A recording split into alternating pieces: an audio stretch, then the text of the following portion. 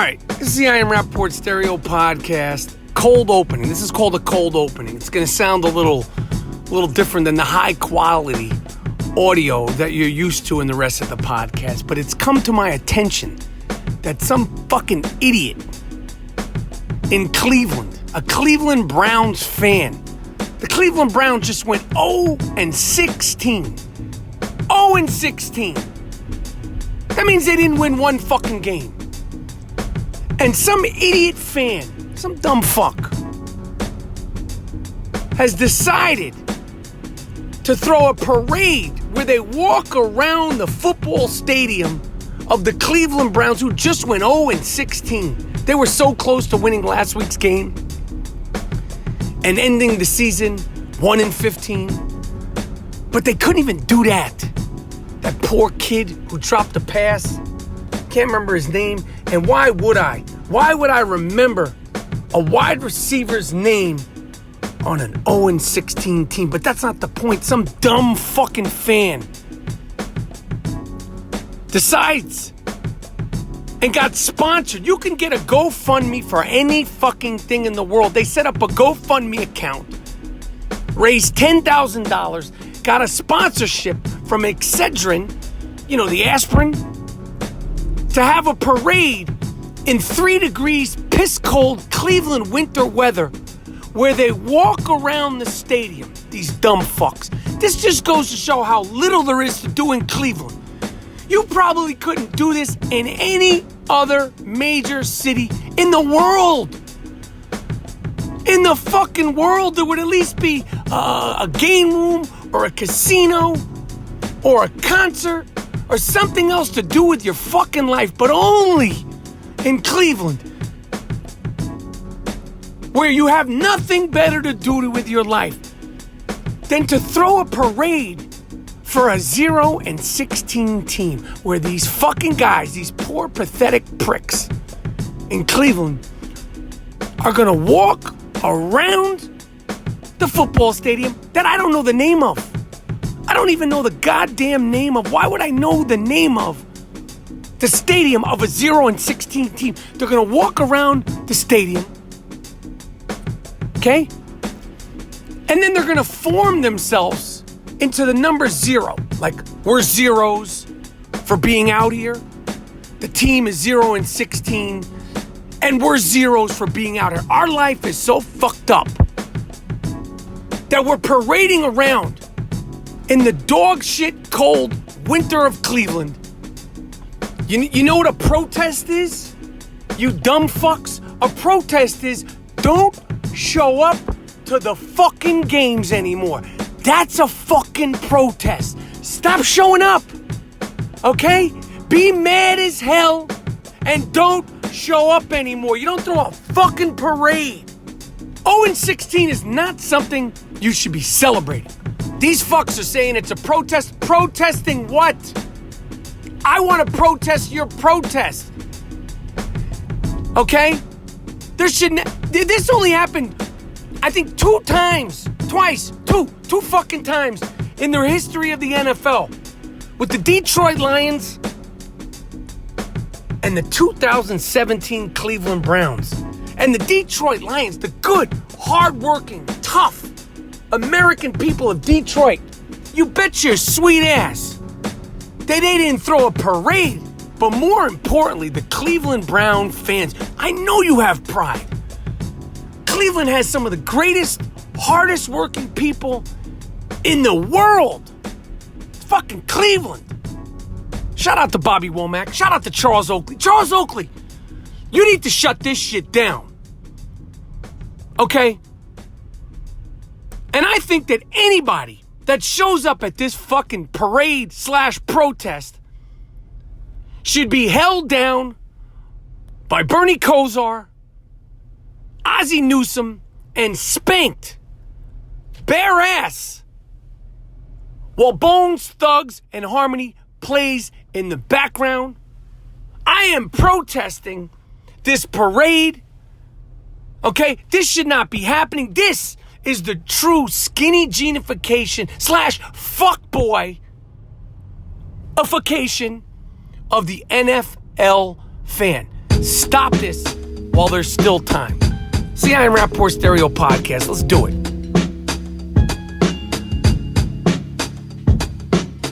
It's 2018. In 2018, it's time to get the money. You need it, and I know where to get it. MyBookie is the place to score serious cash on your sports predictions. Believe it or not, the playoffs are here. That means there's so many NFL football games to bet on, but also basketball games, hockey games, and you could score big every single day at mybookie.ag. Man up and play like the pros on game day. You can play the money line, the side, or the total. MyBookie is your hookup for all your betting needs and offers super fast payouts when you win. You play, you win, you get paid. It's no funny business. Where you bet is just as important as who you're betting on.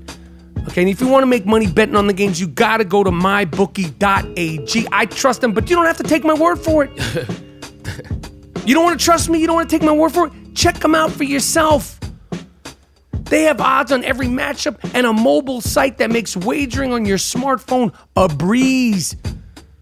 Join now and MyBookie will match your deposit with up to a 50% bonus. A 50% bonus. Use the promo code, my promo code, Rapaport, RAPAPORT, to activate your offer. Visit mybookie.ag today. You play, you win, you get paid. There ain't no funny business.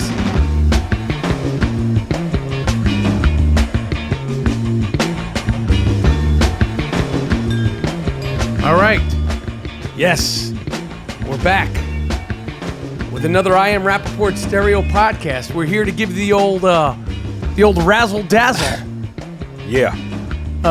My name is Michael Rapaport, and I am here with G Moody, whose last name rhymes with duty. G Monetti. Yes. He's always ready. Mm-hmm. Brand new I Am Rapaport Stereo Podcast is here with special guest.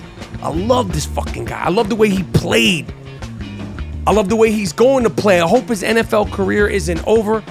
My main man, DeAngelo Williams, former Carolina Panther, former Pittsburgh Steeler. He's not playing. I'm talking to him about whether he's going to play in the NFL anymore. I'm talking about Rob Gronkowski and the New England Patriots. Are they overrated? Why he runs the way he runs, talking shit to his teammates in the huddles and at practice, talking about James Harrison and the Pittsburgh Steelers and so much more with my man DeAngelo Williams. And aren't you glad you're in LA, because our hometown, our home city of New York is under siege. Yeah. It was snowing in Florida yesterday. Damn. Brickness, wind, ice, snow, terrible. When it's snowing in Florida, you know shit's very real. Yo, this shit is terrible. How you enjoying your stay in Los Angeles, Mr. Moody? It's good, man. LA is good. The sun.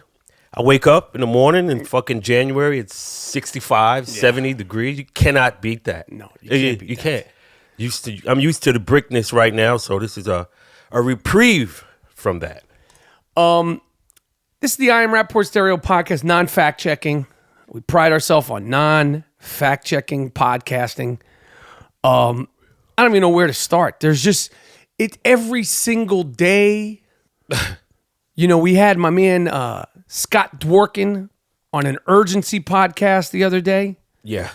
And I was genuine about something I said. I said, you know, sometimes I wake up in the morning and I'm scared to look at my phone. Like, I'm like, is there a fucking war going on? You know, with all the chaos with the, you know, with the Trump and the Bannon and the this and the that and the Kyrie and LeBron, and you just never know what the fuck you're gonna get when you wake up in the morning. Some people said, you know, this continual thing, like, just stick to sports. Stick to sports. Don't talk politics.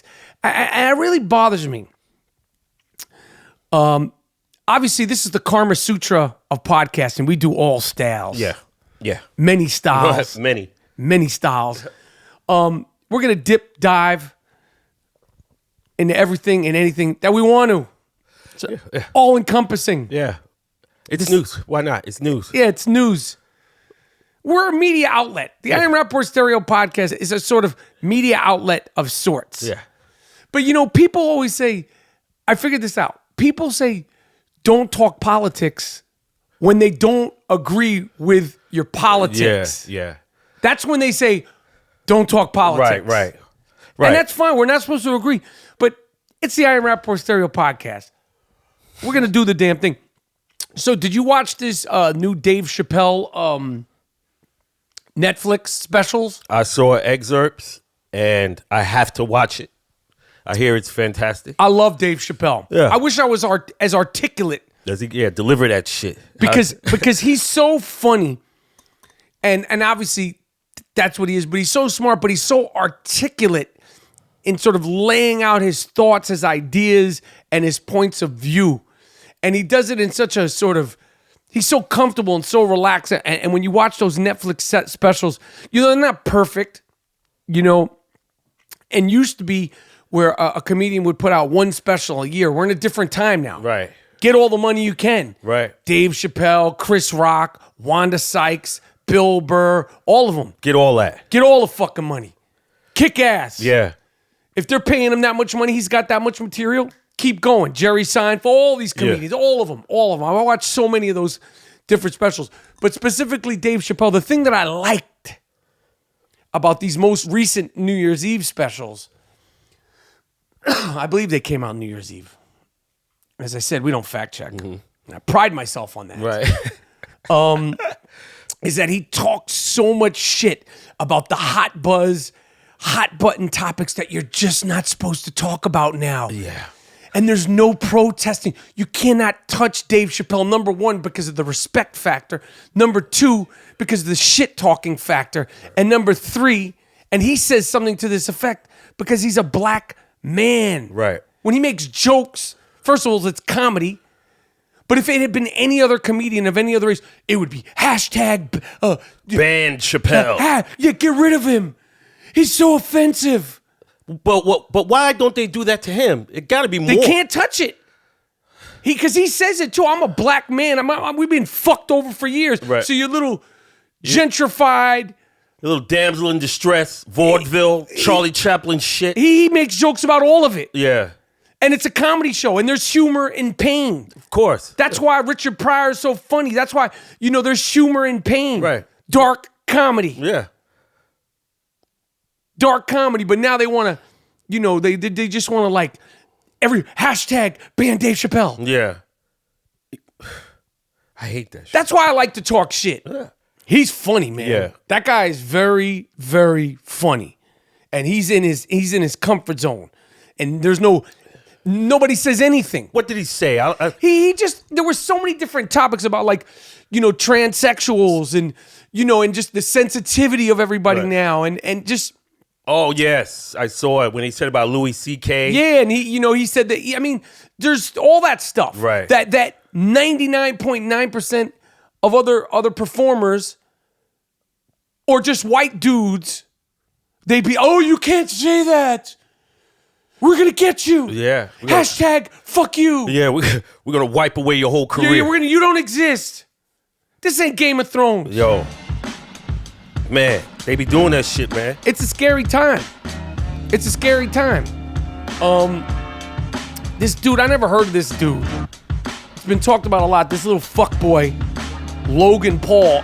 Listen, homeboy's a YouTuber. He's making millions of dollars on that YouTube shit. Yeah. Do your thing. Do your thing, Duke. Do your thing, Duke. But hold your head. Yeah. We're putting up suicide or somebody. He was in Japan filming something, and there was some forest, and they I don't know, and they happened upon a body. Somebody had hung themselves, and he videotaped it, and they're giggling and laughing in the background, and that's that bullshit millennial, sort of stunt vloggers and all this stuff, and their whole crew's laughing, and the thing about it is no one said, yo, stop, we need to stop this. Yeah. And it wasn't live. They shot this footage of coming upon this body, edited it, and then decided to put it up. Yeah, he thought it would be nice to show that. It wasn't like a live thing that they happened upon.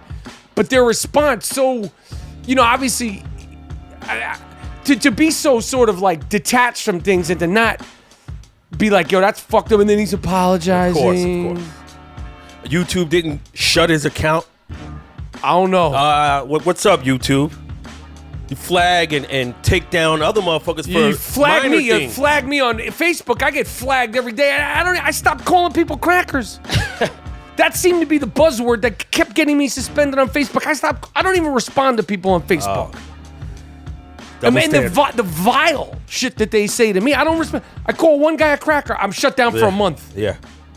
Double standard, yo. This guy, Logan Paul, now he's gonna he said he's deciding to take a break from YouTube. No shit. Yeah. Stupid motherfucker. You need to take a break from YouTube, Duke. Playing yourself out here. The big breakup. Who's the fucking breakup? Was it Meghan Markle, Prince Harry? No. Wasn't Jen Aniston and her husband? No. It's not George Clooney and his beautiful wife. Nah. Nope, it's not him. It's not Beyonce and Jay. The big breakup. Heartbreak City. Trump. Don and Steve, they've broken up. Yeah, Donald Trump and Steve Bannon are straight Tupac and Biggie beefing. Oh, this is planned, man. You think this is planned? Planned. That was his man last week. All of a sudden, they on some Tupac and Biggie shit. Yo, there hasn't been this much beef since the East Coast, West Coast, Tupac and Biggie, Suge and Puffy beef. This is real. All right, we'll see. They're sending out cease and desist. Steve Bannon is a part of this book, and the book is real. He didn't write the book, but Michael Wolff, former White House deputy, he's in there. He wrote the book. And they're talking about Donald Trump being in the bed eating cheeseburgers, screaming at the TV. And Steve Bannon's talking greasy about his man. This is like that Justin Timberlake, Britney Spears, Cry Me a River shit. Yeah. I want to know who's coming out with the first diss track. Who's coming out with their hit 'em up first? Is it going to be Stevie B or Don Trizzle? Who do you think is going to come out with their diss track? I think Bannon, this is all set up. You think this is a setup? But do you think within the setup they're going to come out with a diss track? Because that would be hot. Yeah. First off, fuck your bitch and the click. He could just do the Tupac lyrics. Imagine if Steve Bannon came out chest naked. Nah. First off, fuck your bitch and the click you claim. Nah, he got no. West side till we ride. They trying to fucking get this You guy claim to be a player, but I fucked your wife. Yo, and then he's like with Melania. You bugging now, yo. Yo. They trying to get this guy impeached, man. And if you do that, this country's going to be ripped apart. Nah, they ain't doing shit. Mark my words. Every day, I read the papers. Every day. Trump this, Trump that. Leave the man alone. It ain't going to happen. This is the president. He won fair and square, and you can't fucking get over it. He didn't win and he's fair gonna and win square. again. No, you crazy. 8 years. So you might as well get used to it. You crazy. He didn't unravel Yo, the United States. did you not listen to the Scott Dworkin podcast? I'd listen to Scott. He kicked some shit. But yo, he won. And if you impeach him, it's going to be terrible in the United States. Yo. They trying everything. Oh, he eats cheeseburgers. So what? I eat cheeseburgers. You too, motherfucker. So what? He don't want to be poisoned. That's why he say he go to McDonald's. So, because you know the food, although it's terrible, at least it's prepared. And Is that his mentality? Yeah, he don't want to be poisoned. Yo, the whole country is after you and talking about you and this and that. You wouldn't trust me, right? Even though I'm your man, you'd be like, yo, you wouldn't trust me. I wouldn't trust nobody in his position. Oh, no, definitely. Nobody. Definitely. That's why you can't touch his toothbrushes. You can't do none of that. Definitely. Trump is right. This is a New York guy. Definitely. Yo, he's under siege. Yeah. And they're going to get his fat ass. I just that. want to know when that diss track is coming out. I think it's going to be Bannon's going to come out with his hit 'em up shit. And then Trump and his man Mike Pence, they're going to like do like a posse cut over Shook Ones. Yeah. And I don't know how it's going to play itself out first, but I see Stevie B coming right out under that hit 'em up shit. And then Trump, because he's from Queens. Right. Shout out to Mobb Deep. Yeah. Prodigy, rest in peace. He's going to come out over Shook One. Some cute Queen shit. No, the fucking journalists, leave this guy alone, man. Devote your time to other issues. Nah, not. This guy's not getting impeached. He's going to win again. No. And you're hurting the Democrats because all this attack is going to turn the populist, Republican, and conservative. I'm telling you, bro. He's going to win again. No, he's not. He ain't going to make He's it. going to win again. He ain't going to fucking make it. Yo. Marvin Lewis got extended. We thought. We misspoke. Yep. I apologized the other day. I said we misspoke. We thought that he was going to walk away. He even said, I had enough here. I've never won a playoff game. Right. I've been a coach since 2003. The owners, so clearly it's not about winning with the owners. The standard is we don't give a fuck. This guy, we have a coach here who's never won a playoff game. So what is the standard? Why are you ownership? You just said it. The standard is we don't give a fuck. Losing. It's okay to lose. You got to understand, this is Ohio. Don't be fooled by what's going on with the Cavaliers. Like, you can't erase that the Cavaliers are being good now. Erase us historically. Oh, they've been a terrible. Shithole city. Major League, the movie. The Cleveland Indians. Let's not forget. Yes. It's in the DNA. So you say, what's the standard? The standard is losing. Is not winning is the standard. What's the fucking yo? The standard is we don't care. There's no criteria that a coach has to meet. How we gonna go 15 years, B? And you didn't. How you walking in his office? How do you take him seriously?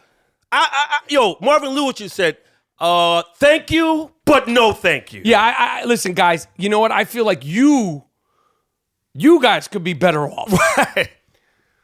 I'm gonna make it easy for you. Yeah. Get your bags and get the fuck out of here, man.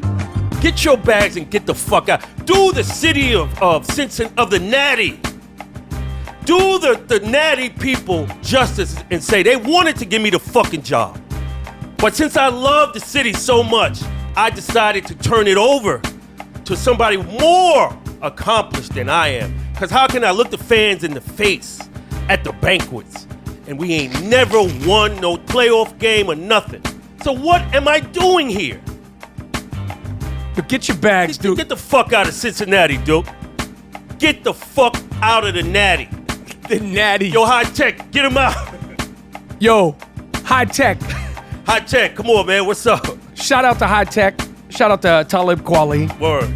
All right, let's get to it. Coming up next, NFL running back, former Carolina Panther, former Pittsburgh Steeler, beast for real, NFL running back DeAngelo Williams, and me on the I Am Rapaport Stereo podcast. Get your popcorn ready. All right, jumping right into it. Here in New York City, I'm going to tell you straight up, and I'm not bullshitting you. People will tell you this. I'm on record of saying this. If I could prove it, one of my favorite running backs of all time, DeAngelo Williams, who I got to say, yo, man, for as physical a football player as you were, who knows, you're shorter than I thought.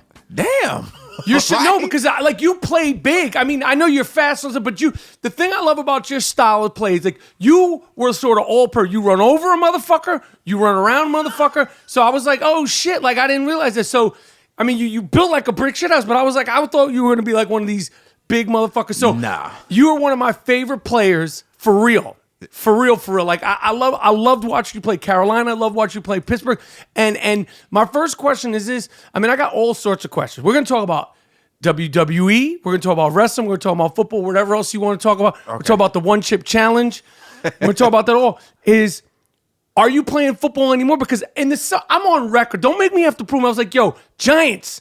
Yo, DeAngelo, get DeAngelo. We're like, why is my man DeAngelo out there wrestling? Like the Giants need you. The Giants could use you. And you know, I mean, you could go over it better like other teams that could have used you. But Why aren't you playing football, and are you going to continue playing football? I want to continue playing football. I'm just waiting for somebody to reach out to me, but I think it's because of my age. This is one of the very few leagues where you can age out of the league, and I think that's what it is. How old are you? I'm 34, and not only am I 34, like the value at which the NFL want to pay you because you're 34 is not based on production, it's based on age. So you can go out there, man, and you can produce like crazy, but because you're 34, they feel like they can pay you league minimum because of your age, not your production. It's only production when you're young, but it's your age when you old. It's how the NFL can use a way to pay you less money than what you're worth. They'll leverage that against you. Absolutely. Just like when you're younger in your quote-unquote prime, you could leverage your production against them. Absolutely. So it works in reverse for you when you get older. And that's where it is. It's the fact that I could have played anywhere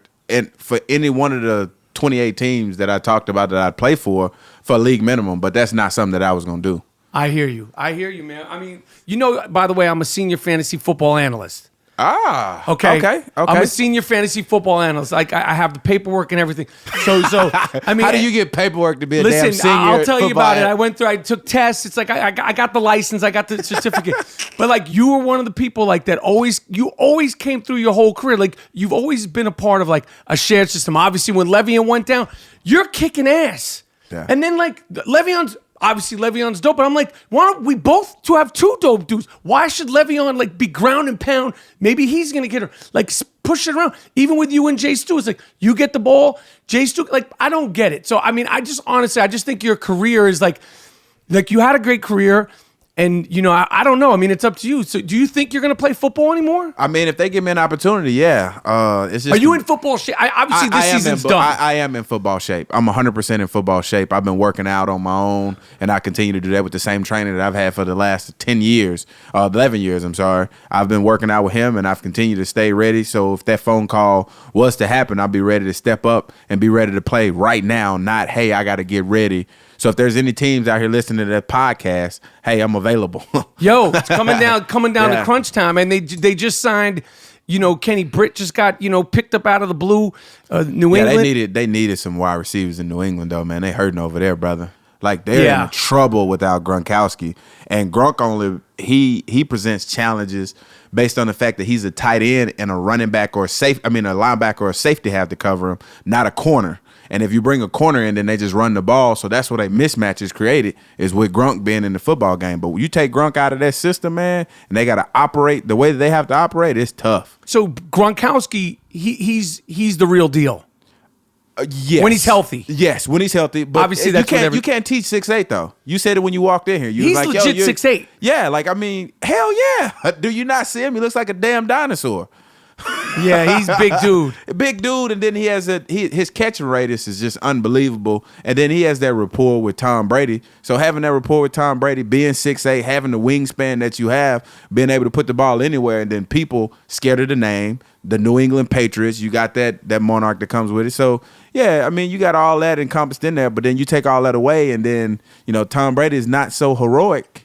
When you take him away, he's not that guy that we accustomed to see, but yet he's still playing at the top of his game. That's what's so insane to me. He can throw 2 picks in a game, go for 300 yards, and lose a game to the Miami Dolphins, and everybody's like, yo, this is not the Tom Brady we're accustomed seeing, because we're accustomed seeing him throwing for 400 yards, right, 4 touchdowns, and no picks. You're expecting flawless. Yes.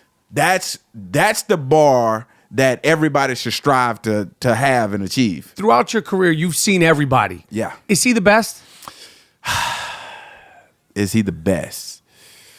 I mean, you get to watch quarterbacks differently because you're for a second. It's a little different. Like I went through a process where I hated all quarterbacks because I felt like they threw too much. They just throw too damn much. Like I feel like you can get more yards in the running game if you just commit. Ask Adrian Peterson. I mean, he's a future Hall of Famer just because they put the ball in his stomach all the time. And I'm not comparing myself to him. No, I got you. I'm just saying, just in running the ball in general. I got you. And you made a comment about my stature, about me being 5'9", and I run big. Are you actually 5'9"? I'm probably shorter than that. I've taken a lot of hits, so I'm probably 5'8" and a half now. Okay. But the reason why I run the way that I run is because all my life I've been told what I couldn't do. And it was proven the naysayers wrong, not for them, but for me. I got so you. it had everything to do with me, and because it had everything to do with me, man, that's the way I played it. I pull the best out of me by pushing other people. Like, I'm a shit talker. I talk a bunch of shit. You're in the right place. You are in the right place, my man. So this is the Iron Rapaport Stereo Podcast where the shit talking is free. So you are. I didn't know that about you. Yeah. So you're a shit. Okay, go ahead. But this is how I do it though, and this is and it's kind of They said I'm really good at it, but I don't know about it. So I'll talk shit to you about your play, and you'll hold me accountable for my play. So because I'm talking shit to you, I got to make sure that I'm flawless. So you'll talk shit to your own teammates? Yes, all the time, man. We go in the huddle. You can ask any of them, man. We go in the huddle, and like one of our linemen missed a block. He can tell you. The entire game. I can remember we played the Cleveland Browns, man, and DeCastro. No, not DeCastro. It was Cody Wallace. Cody Wallace missed his block on the Samoan guy. What is his name? I can't even. Sheldon. And Sheldon come in and like drills me. And I'm in the huddle. I'm like, damn, Cody, you gonna pick him up? I mean, he's back here having a buffet. I mean, like everybody in the huddle's laughing. Like Ben can barely call out the play because he's laughing so hard. I'm pissed because I'm like, yo, he's teeing off on me. And Cody was like, well, hell, we just ran the same play 4 times in a row. Like, right. Take that up with your offense coordinator. Right. Yeah. But it's just little stuff like that. As far as shit talking, who are throughout your career defensively guys that you would say you've like, this is a good shit talker. He talks a lot. Like, I mean, you were out there with Joey Porter. Hate him. Hated him on defense. Hated him on defense. This is why I hated him on defense. When he was with Miami Dolphins and when he was with the Arizona Cardinals, he wasn't a Joey Porter that he used to be. But he still talked like he was still the Joey Porter that he used to be. Like, you can't come in game 13 to 14 and had 2.5 sacks and talk shit. Like, come on, Joey. Come on, man. You better than that, man. I know when you was doing the 12 sacks, the 14 sacks, the 16 sacks, and we even talked about it when we was in Pittsburgh. When he's a linebackers coach up there in the last 2 years, I would give him hell about it. I was like, bro, you remember you used to talk shit all the time? And he was like, yeah, man. Ain't nothing changed. I said, I know, but you talked all that stuff, but you only had 2.5 sacks that year. He was like, man, I was hurt that year. I was like, nah, your feelings was hurt because you didn't end up on IR. You wasn't hurt. You played that whole year. He was like, yeah, man, they was playing with my playing time. I said, no, nah, it's your playing time. That's funny. Yeah. So he was continuing. Yeah, he was shit talking. Still to this day. He's shit talking when he's coaching. Yeah, well, you saw him the Bengals game when he walked out on the field. I mean, listen, I liked it as a fan, but it's that at a certain point things could get out of hand. I mean, fortunately, they don't get out of hand as much. Like the Crabtree Talib incident was like, yo, you want to see guys get at it, but like when it actually happens in the NFL, like you guys look crazy out here. Well, now there's a difference, Mike. There's a difference. Like I try to get people to understand this, and you may not understand it. When people have an issue in the NBA, if they have an issue in soccer or they want to fight, they don't necessarily fight. They just kind of like people be able to pull them back, stuff like that. But if you notice in the National Football League, when somebody's pissed off and they don't like you, we fight. Helmets on tonight, like that's dumb. Why you just hit the guy in the helmet? Like we like this is serious beef. This is not like something put on because we heated at the moment. Like this is real. Like he snatched the guy's chain off twice. Where I'm from, the most disrespectful thing that you can do is snatch a man's chain. Right. I mean, yeah, twice? You could be from anywhere. New York. Yeah, that's what I'm saying. Like Arkansas. Yeah, it's crazy. You snatched the man's chain twice. That was crazy. Yeah, like but we gotta fight. But you're fighting with the helmets. Like I saw my man AJ Green. Like your hands are worth $30 million. You punch him with your. It's just. But football is like a different thing in terms of the physicality. Is you're in a different playing field, right? Well, see, it's a different thing because you don't put yourself in the mindset of how much money you have. Or how much money you could potentially make. When somebody approaches you in a disrespectful way, you handle them as such. Right. You don't say, hey man, I really got to make sure I protect my investments and my interests. Right. And make sure I look after my body. Like if you walking down a New York City street and somebody approach you like, hey man, I don't like what the hell you said, and put their fist up, you gonna think about the money that you made? No, I got you. but in football, you guys are so protected. You guys ain't. I mean, that was as far as I can remember. The most out of hand, and usually it's both guys have their helmets on. So I'm like, what?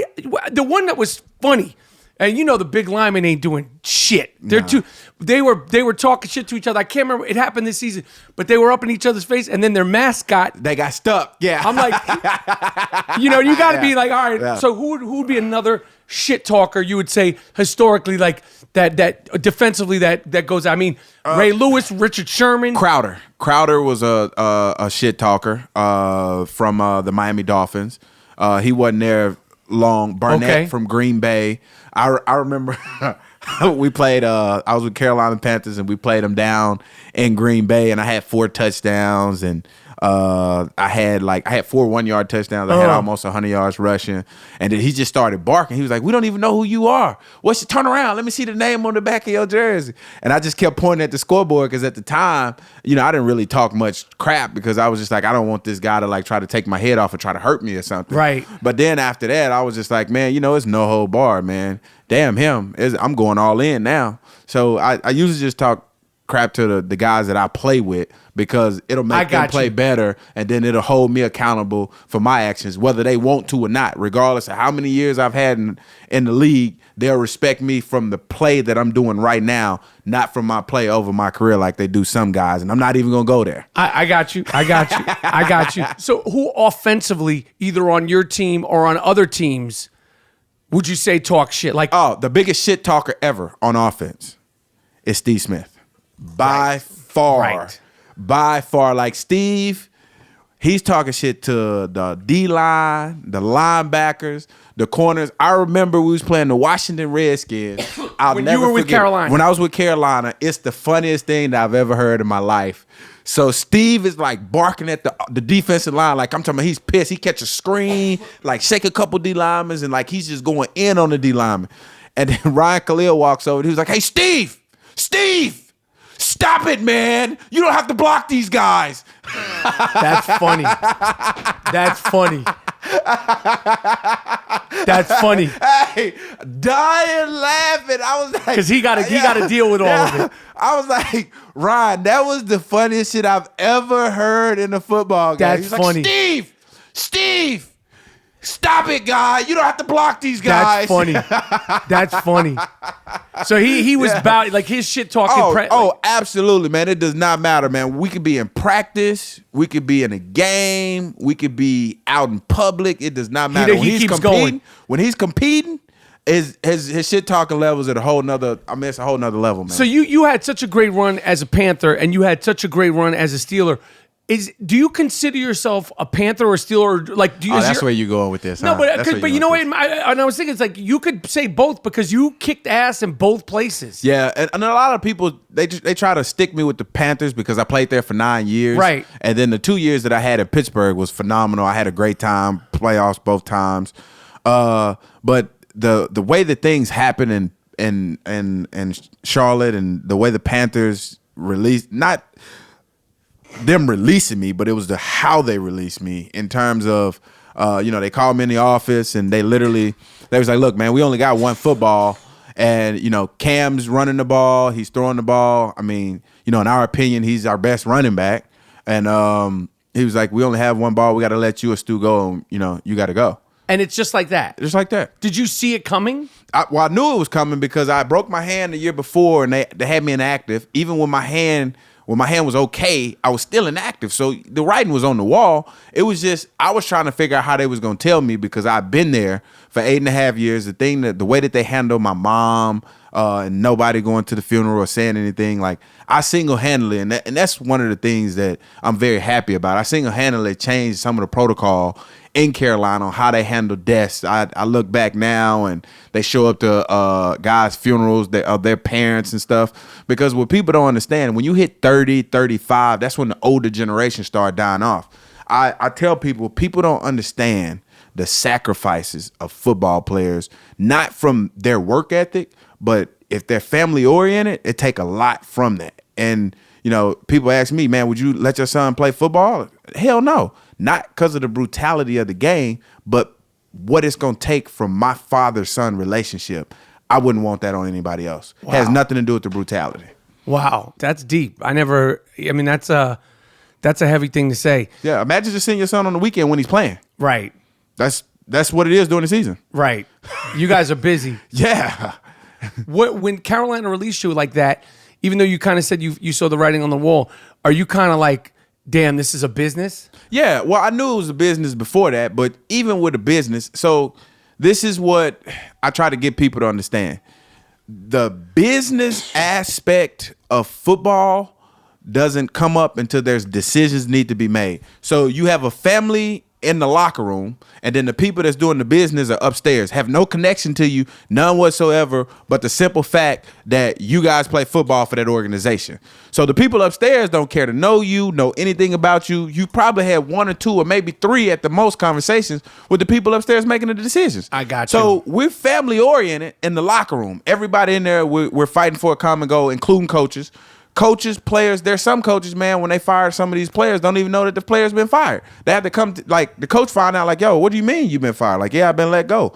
Because the GM and the head coach are not on the same page. Regardless of what it looks like in the media, like the GM, this is my team, you know, I make those decisions. So it came down to we're family, and I saw it as such in that locker room. And when you mean amongst your players, amongst the players and the coaches, because that's all you see every day. Amongst your coaches, like the running back coaches, like that's real. Yeah, like so you're a producer. You have a producer, right? Yes. You talk to your producer all the time. Depends. Different show. No, it depends. Right. Different. Okay. So it's like one thing I learned about from talking to athletes and being around it a little bit is that like they say a culture of winning in sports. You hear it a lot, and I was like always like, what is that? What is that? And then I equated it to like a movie or a show. A culture of winning, you know when you're on a team or a season when it's kind of like this shit, we're not in sync. You're not in sync with the coaches, you're not in sync with whatever the hell it is. It's just the dysfunction. And when you're rocking and rolling. That don't mean you're going to the Super Bowl and winning, but at least if you lose, like we all lose. Right. Yeah. So I was getting to the point of this. You talk to your producers, you have them.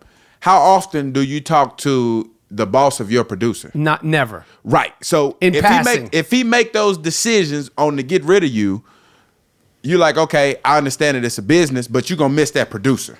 Right. So the producer in this instance is the coach. You are the player, and then the guy over him is everybody upstairs.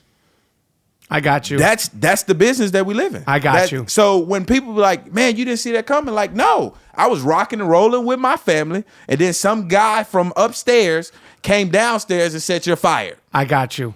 And so that's why players get so pissed when head coaches and other coaches don't come to them, because we're family. Everybody upstairs is a business. And then that's how you feel betrayed that your head coach, absolutely, whoever it is. Right. And the truth of the matter is the damn head coach didn't know either. I got you. He just got to pour it on him. So now he got to come up with a way to explain it to you, because now we're family. I understand. It's just like, when you have get-togethers and shit like that at your house, and you have the one uncle or auntie that's always in the stuff, and you just like, hey, you got to go tell your auntie. And you got that one cousin or uncle that don't want to tell him the truth, but they get you to go tell him the truth. Like, hey, can you go tell Uncle Hermie or Uncle Henry that he can't be putting his foot on the couch or doing this or that? And you like, why can't you tell him? Right. Like, nah, man, it's your house. You go tell him. So when I asked you about Carolina and Pittsburgh, so did you come to terms with that, or are you still like, it didn't end the way it should have? I came to terms with it, man. I know it was a business. I didn't like the way it was handled, but at the same time, there was no apology given. There's no my bad, man. There's no talks we've had no talks up until now. So I'm still at the same place. I got you. There's no hard feelings to the Panthers organization or to love the fans. Love the fans. I have nothing against the fans. And I always love those fans that come in my neck on Twitter, because when I say something back, they're like all shocked. Like, I can't believe you said that. Like, what, you thought I was just going to sit here and take that? Right. That's not how I operate. I'm not just gonna let you be the keyboard gangster and not reply, because that's a form of bullying. I'm not gonna let that happen. Right. The social media of it. Have you ever gotten in one of these like, oh, I suck, I'll come down there and kick your ass? Like, have you ever gotten like, what, do you have tweets that you regret? No, I don't ever regret anything that I type. But you know what I'm saying. But I understand what you're saying. And maybe regret might not be the right word, but do you have tweets that you was like, shit? No, I'm going to tell you what's funny. My marketing guy goes crazy because he wants to delete some of my stuff, and I won't let him. And he's just Well, like, dude, what's the tweet where you're like, that's probably not the best for business? Have you ever said to somebody, really, I ain't shit? How about I meet you outside the stadium? We'll see how. Like, no. The tweet that was the worst that he wanted me to take down was when I said that about Peyton Manning being trash that season. What did you give me the context? Yeah, so Peyton Manning won a Super Bowl, Right, his last year, right, and everybody was talking about how great he was and all that, and I said, look, he had a great career, but his last year was trash. Look at his numbers; they was comparable to Jimmy Clausen's number when he played the year that he played in Carolina. And everybody was like, I get that's like you're talking about Peyton Manning. It's like right, and everybody was coming at my neck, and I'm like, why are y'all coming at my neck? But then a couple months later, everybody was saying what I said. I got you. But they was like, I can't believe you a player and would say that. I was like, I'm telling you what I saw as a player. Right. He could be the GOAT. He could be whatever you want to call him, but his last year was trash. I got you. People love their Peyton, and it was so dramatic. It was so fairy tale. But it was, and they won, but it doesn't mean it was his best season. Cam Newton, he's one of the most polarizing sort of. You either love him, you hate him. There's no in between. What is Cam Newton like as a quarterback? I don't know what you mean as a quarterback. I told you earlier that I don't like them because they throw too much. But when you say as a quarterback, what do you mean? He's one of the quarterbacks. He's your quarterback. Like, right. He's one of the very few quarterbacks in this league that can do no right. Doesn't matter. He could do everything right and somebody will find something wrong about him to complain about. Whether he's having good games and his fashion or whether he's having bad games. His fashion sometimes, and I'm a fan. Questionable, my man. Bro, if you say he questioned, you have to question everybody that plays basketball in the NBA. Absolutely, but that's exactly where his fashion come from. I'm gonna tell you something, DeAngelo. I love Cam, but I'm sometimes like, yo, my man. You're even if you have to question everybody in the NBA, he might be. If you took him and put him with the NBA, he might be the worst out of the NBA and NFL. He might be the worst dresser in all of sports. Yeah. So when he came in as a rookie, you were still in Carolina. Right. I was still in Carolina, and that was, I think he played 2 or 3 or maybe 4 years with Steve, but he was okay. He was okay. He was coming into his own. He was still at college Auburn quarterback, run first, pass second. Gotcha. And then they reversed that and got him to throw first, run second. And I just feel like the offensive coordinator asked him to do way too much. Way too much, way too soon. And I think his body's taken way too many hits that they shouldn't have taken because of the offensive coordinator. And I have nothing against Shula and the offense that he runs, but I do have everything in forcing Cam to make the plays with his eyes, his legs, and his arms. They're utilizing everything that Cam did in college that doesn't necessarily translate over into the National Football League, meaning you're going to be successful 1 or 2, maybe 3 years max in the offense that you run with that style. But then after that, teams know what to expect from you. So now you got to show me something different. I know that this dog has 4 legs. He can run and he can bark. What else can he do? Mm-hmm. Because we got that. You got to show us something new in order to trick us. Do you think that, I mean, like, and listen, I don't make light of any of athletes getting injured, but like one of the things last year when he got popped, when he was heading into the end zone and he showed up the defensive back or the linebacker, he was making, like he was showing him up and he got hit. And that was the injury last year that kind of put him out.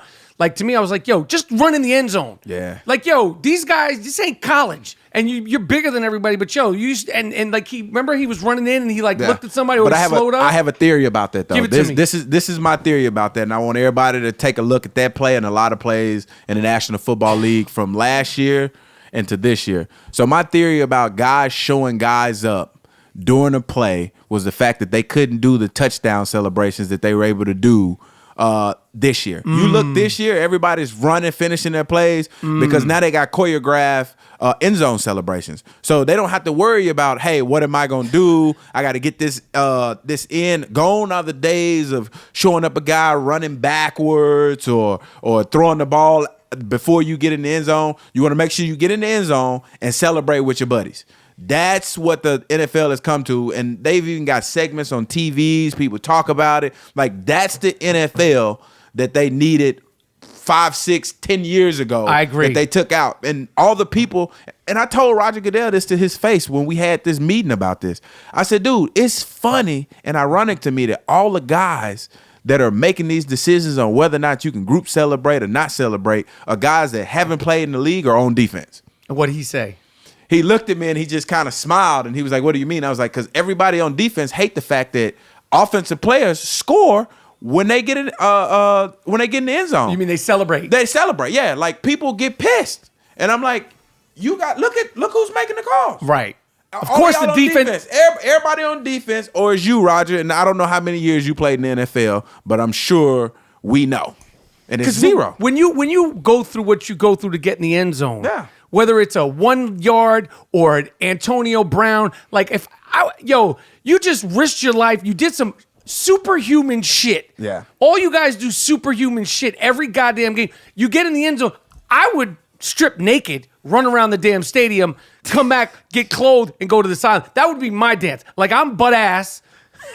Cause like, yo, look at this shit. This is crazy. Like if I, like Antonio Brown twerking, I'd be fucking twerking too if I could do that kind of shit. So I mean, I think they found a good happy medium. I don't know why they don't let the guys dunk over the goalposts. Because to me, it's like, when are you going to see either the short guys or Jimmy Graham? Like this is great, man. And forget me, the kids love it. Okay, if you dunk over the goalpost and you hit the goalpost, that should be a foul. That should be some kind of penalty. Right. If you can't dunk over the goalpost, don't do it. But like when people were doing that, I was like, yo, this is the NFL, man. This is beautiful, man. Well, the reason Roger Goodell told us as a group, the reason why AB got fined for doing the twerking or the thrusting, as you will, is because he said he didn't want to encourage little kids to be doing that in a sexual way.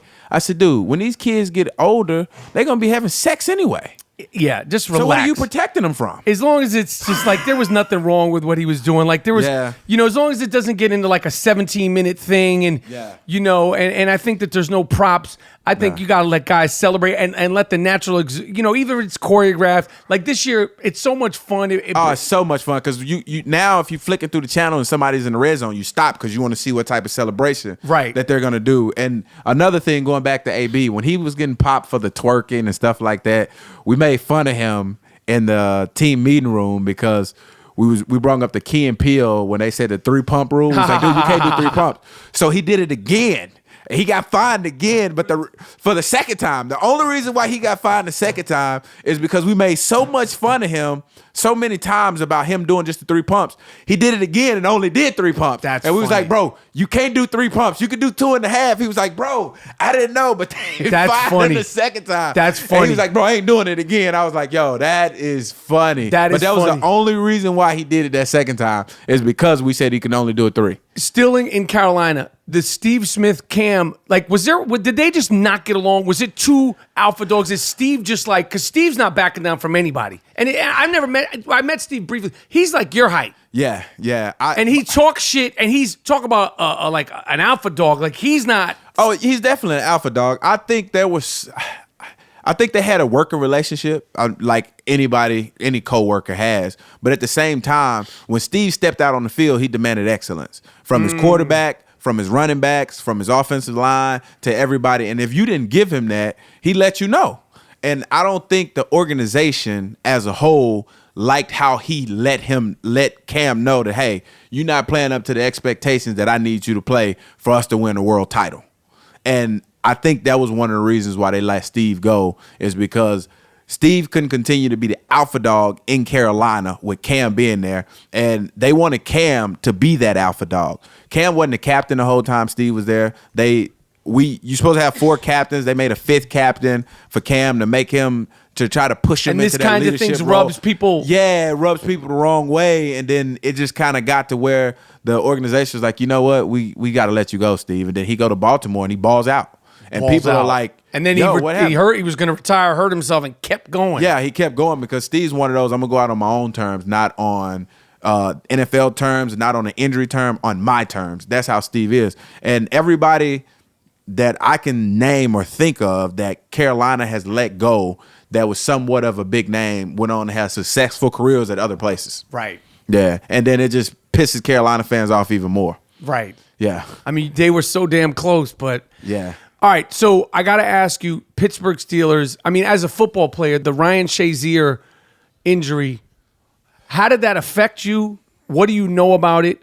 I mean, the fans, I mean, everybody was upset about that. It was so hard to watch. And, that's a teammate of yours. How did that affect you? How did it upset you?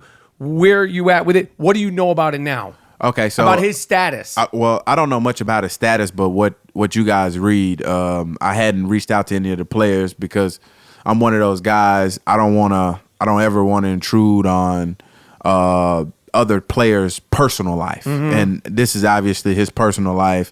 They've been keeping this pretty close to the breast, and I'm not sure if any of the players know much more than what we know because they're keeping it so close to the breast. But I remember sitting in my basement. I was by myself because my wife was upstairs, and the kids had the other TVs on, like Nick Jr. or something they was watching, and I wanted to watch the football game. And it happened within the first 4 minutes, and I'm sitting down in the basement. She's upstairs, and I see it, and I'm just like, Shay, just get up, man. Just walk this off. Just get up. And he starts doing the motion, and my phone rings, and it's my wife calling me from upstairs. And I answer the phone, and she's crying because she knows Shay's here. She knows his fiance. We're very familiar with the family, and like she can't even put a sentence together. It was that bad for her, and I'll never forget what she said. She said, "I'm glad that you're not playing this year." And she hung up because I was just like, damn, he's going to be all right. He's going to be all right. And, by all accounts that I've heard up until this point, he's not as good as I would like him to be. And that's up walking and doing what it is he normally do outside of not playing football. Right. Did it affect like your perception on wanting to play? You said you want, like, did it make you question? Oh, absolutely. 100%. When that hit happened, I was looking at the TV and I was like, man, I'm done playing football. This is insane. This is crazy. Why would I want to play football with what just happened? And knowing that there's freak accidents, there's accidents in anything that you do, there's some level of risk. And I understand that. But like watching that play, I was like, this is just like, I've never watched a football game and had somebody get injured the way that he got injured and know the person that was injured that was directly affect me. Not just a football player, but a football player that's my friend and that I've played with and that I know. And, all I could recount was all the conversations that we had leading up to that and how he used to practice. Like Shazier, when I first got to Pittsburgh, everybody was like, hey, man, you got to watch 50. You got to watch 50. And I'm like, man, whatever, man. My first carry, because we went live and in training camp, man. Like scrimmages. Live scrimmage down to the ground every day, 9-on-7. We 9-on-7, and I break down the sideline, man, and I'm thinking like I'm gone. And like I pull up a little bit, and Shay comes out of nowhere and like tattoos me, made me fumble and everything on the sideline. And I'm like, this guy has what it takes to be that next level linebacker. And then fast forward to 2 years, and we are where we are right now, and we don't even know if he's going to walk again, if he's going to be able to play football again. And I've been hit with this question a lot since this happened is, would I let my son play football? And my answer would be no, not because of the brutality and the viciousness, but because of the father-son bond that I have with my son. The game takes a lot of time from the kids or the adults that play this game. And I don't want to lose that father-son bond, and I want to continue to be close with my son. But I know if he plays football, if he plays basketball, if he plays baseball, that's 182 games, then the only time I'll be able to see him is right before a game. He's going to work. Then after a game, he's tired. I'm seeing him on the weekend, and I don't get a chance to enjoy the time that I'm going to have with my son. And then he hit 30. That's when 30, 35, that's when all the old folks start dying off. So it's not the brutality of the sport or the viciousness of the sport, because there's a level of danger in everything we do. Getting up, going to work, driving a car, taking public transportation. They all have some level of accident-prone people or accidents that can happen in just your daily commute in your daily life. It's the same thing with football. Like if you play the game incorrectly, then there's going to be some things that happen to you that you can't, that's unforeseen. Yeah, it was crazy to watch, and that's straight honest the way you articulated that. Everybody wishes, the hopes he gets better. I mean, everybody. Yeah. I hope, forget 100%. The football, just like want to see him up and about, and you see him, and like I've never met him, but like it's so funny. You get these relationships as a fan now, Instagram and social media, and you follow him, and like I always was like, you know, like the culture of the Steelers historically. Like I grew up in New York City. I was a Steelers fan because when I was a kid, you didn't have, NFL Network. You didn't have phones. It was like, the New York Giants and the Jets. And then, but the country was you either like the Cowboys or the Steelers. So, like it seems like Steelers have like all their tradition intact. And you guys are like the new wave Steelers. You're tough, talk shit. Yeah. It's like 2017 Steelers, but it still feels like there's a tradition. Oh, 100%, man. Don't get bullied. Be the big guy. Be the big guy, the big dog on campus. And not only are you going to be the big dog on campus, but you're going to work like you're the big dog on campus. You're going to come out and you're going to perform like the big dog that you are. Like that's Coach Tomlin's thing. We're going to go in and we're going to put this work in, and our work is going to show when it come on Sunday night, or Sunday night or Monday night or Thursday night or Sunday evening or Saturday, whenever they drop that puck, or football is what he said. He would say puck, but whenever they drop that, he would say puck. He would say, and the reason why he would say puck is because hockey is one of the brutal sports that's being played with pads, and it's similar to us in terms of the brutality of the game, getting checked and stuff like that. So he said, whatever time they drop the puck, we're going to be ready. Doesn't matter. No matter the change of venue, no matter the circumstances, the climate, none of that matters. We're going to put our work on display on what we went through all week. We've had practices, man, where they were terrible, and Coach Tomlin would start them over. From the beginning. Like all the routine. All that. We starting this shit over. Like stretching? Yeah, we going right back in the stretch. We're going right back in the stretch. Let's go. Start this all over again. I don't like it. Yeah, I don't like it. Not just the player, what you're doing. No. Everybody. So you got a choice to make. You can feel like trash and go out there and perform like trash and then start over, and everybody going to know you the reason why they start over. Or you're going to go out there and you're going to perform like the world champion that you want to be. Is he a player's coach? He is a player's coach. Did you love playing for him? I did. Like he's a tough guy, right? He's a dick. And that's why I like right, him. Because he didn't hide that he was a dick. He knew he was a dick. Right. And he'll tell you that, like, yeah, I'm in the business of winning football games. Right. That's what I'm in the business of doing. And all those that are not in the business of winning football games are not in business. I said, damn, that makes a lot of sense. Makes a lot of sense. And he really seems like the players he represents the Steelers. Yes. The players represent, like, it just seems like it trickles down. Like, never met him. You just like, yo, this is a tight crew. Well, if you want to meet him, look at James Harrison. James Harrison is Coach Tomlin. Coach Tomlin is James Harrison. They butt heads like brothers. They butt heads like brothers. They are they're the same person. It's just that James Harrison goes the football way and Coach Tomlin goes the coach way. What do you mean by that? Well, so you don't have to be PC as a football player. You don't have to be PC. You could demonstrate it any way you want to or you see fit. As long as you willing to put what it is you got to put aside in terms of whether you're going to get fined by the NFL, whether you people are going to backlash at you, but Debo's never had that backlash. Whereas a head coach, you can't do that. So you have to be PC. So he'll put the dickheadedness in a PC version, and you're just like, wait, what did you just say? Did you just said, like, did I hear that right? You just said you didn't like so-and-so, but you made it. That's crazy. Like, that was a great way of putting, like, you don't like people. So when he said, well, first of all, he's another one. I fucking love that guy. I mean, his workout videos, the acupuncture. Dude. How about it is he with taking care of his body? Man, he spends $500,000 a year on his body. I did some of the stuff with him. Like what? I did the acupuncture. First of all, that shit hurts.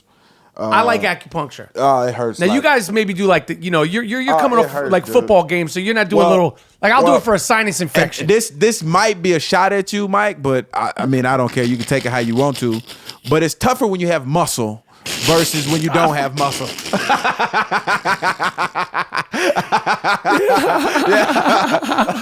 And it's tougher when you have sore muscles. Right. I mean, when you sticking needles in soft tissue, you don't have that issue. I got you. Yeah. I got you. Yeah. But so like I mean, obviously it is real. Like, so Oh yeah, he does that. Like I've seen James, and I told him he was crazy. I was like, dude, you're crazy. You're insane, dude. We got back from we got delayed. What was this? Was it Seattle? Yeah, it was Seattle. We was coming back from Seattle. We kind of got snowed in a little bit. They were saying we may have to stay an extra day. We may not. We didn't get back to Pittsburgh till like 3:30, 4 o'clock. He was back up there working out at 5. I was like, bro, did you even go home? He was like, no, I went straight to the stadium. Had to get my workout in. I wasn't even sleeping. Step on the plane. I was like, Debo, dude, what the hell is wrong with you? He was like, man, I got to get my workout in. For every time I miss a workout, somebody getting better than me. he's on that. He's on that. And I've been killing him all season long. Because he used to talk about how I used to sit on the bench all the time because Le'Veon never came off the field.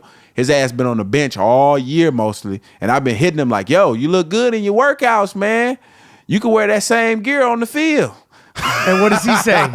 He was like, yeah, man, I know. So he came out and he was like, hey, man, if I'd have known this, I would have signed with another team. He wants to play. He's a competitor. So when he says that, and you said him and Tomlin are like brothers, when he makes that public statement that he just made, saying like, because he hasn't played that much, right? He said, we historically, we know what he does, we know his career, we see him on Instagram to the regular fan, like, yo, my man looks like he's ready to play to me. Yeah. Like, how does that trickle down in the Steelers, or is it like, yo, that's just him? That's Debo being Debo. Like he's not. It's not gonna. He has afforded himself and he's carried himself like that for so. That's James Harrison. That's what you get out of Debo, right? I got you. That's him.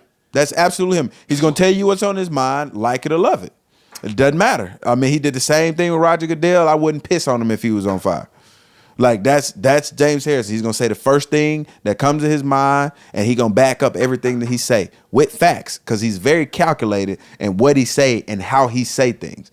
If you look back at anything and everything that James Harrison ever said, mostly all of it or none of it was findable because of the way he said it and how he said it. I got you. So he knows. Oh, he knows exactly this what is he's going to doing. be too far. Yeah, he knows exactly what he's doing. Knows exactly 100% without a shadow of a doubt, man. And Debo's one of my really good friends. I like to think so. So Debo, if you listening to this, man, I told you, if you ever put your hands on me, I'll sue the hell out of you. So if he puts his hand on you, he's beast mode for real, right? Man, I'm telling you right now, Mike, if he put his hands on me, I'm not fighting him back. I'm going to sue him. I told him, I said, dude, do you know how much money I can get from you for hitting me after all those workout videos you put up? They know you strong. I just got to prove you hit me. What was talk about the culture in Pittsburgh, like the way you said it.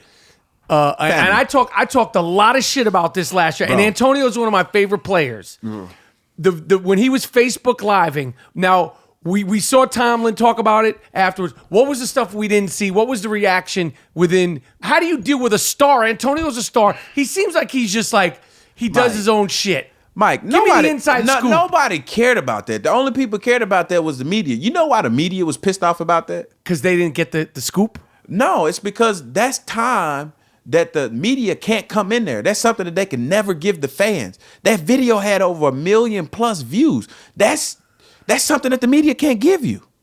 It didn't have to be a star. It could have been a lot less player. It didn't matter. The fact of the matter is the media was trying to figure out how they can stop a player from making potential money or getting those views that they took from the media. It wasn't a big deal in our locker room because everything that he said or everything that you heard in that video was us. It didn't matter.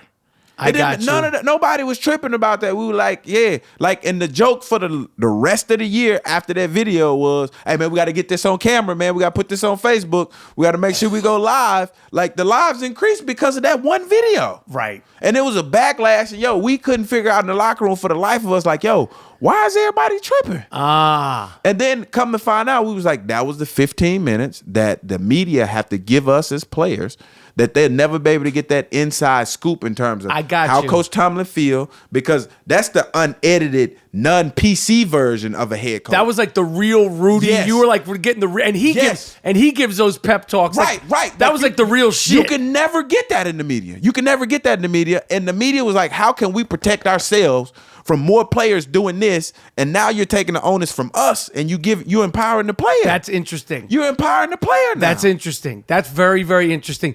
But was Tomlin pissed? Man, I don't know. I can't tell you. Like, it wasn't like, oh, we're gonna run laps because of fucking. Oh hell no. That didn't. I mean, at that point, as a head coach, you got to come out and you got to say something. You got to say something, Mike. You can't just not say nothing. Like, okay, we're gonna fine him, $5,000, or he's gonna miss the first snap, or no, you can't take him off the field. Can't take him off the field. If it had been Joe Schmo, would they have gotten? No. I don't think so. It wasn't as big a deal as it wasn't a big deal at all. And I talked about this. The only people that made a big deal was the media, because the media knows that if players are allowed to do this, now they don't have to watch my post-game show. Interesting. They don't have to watch my post-game show. That's really interesting.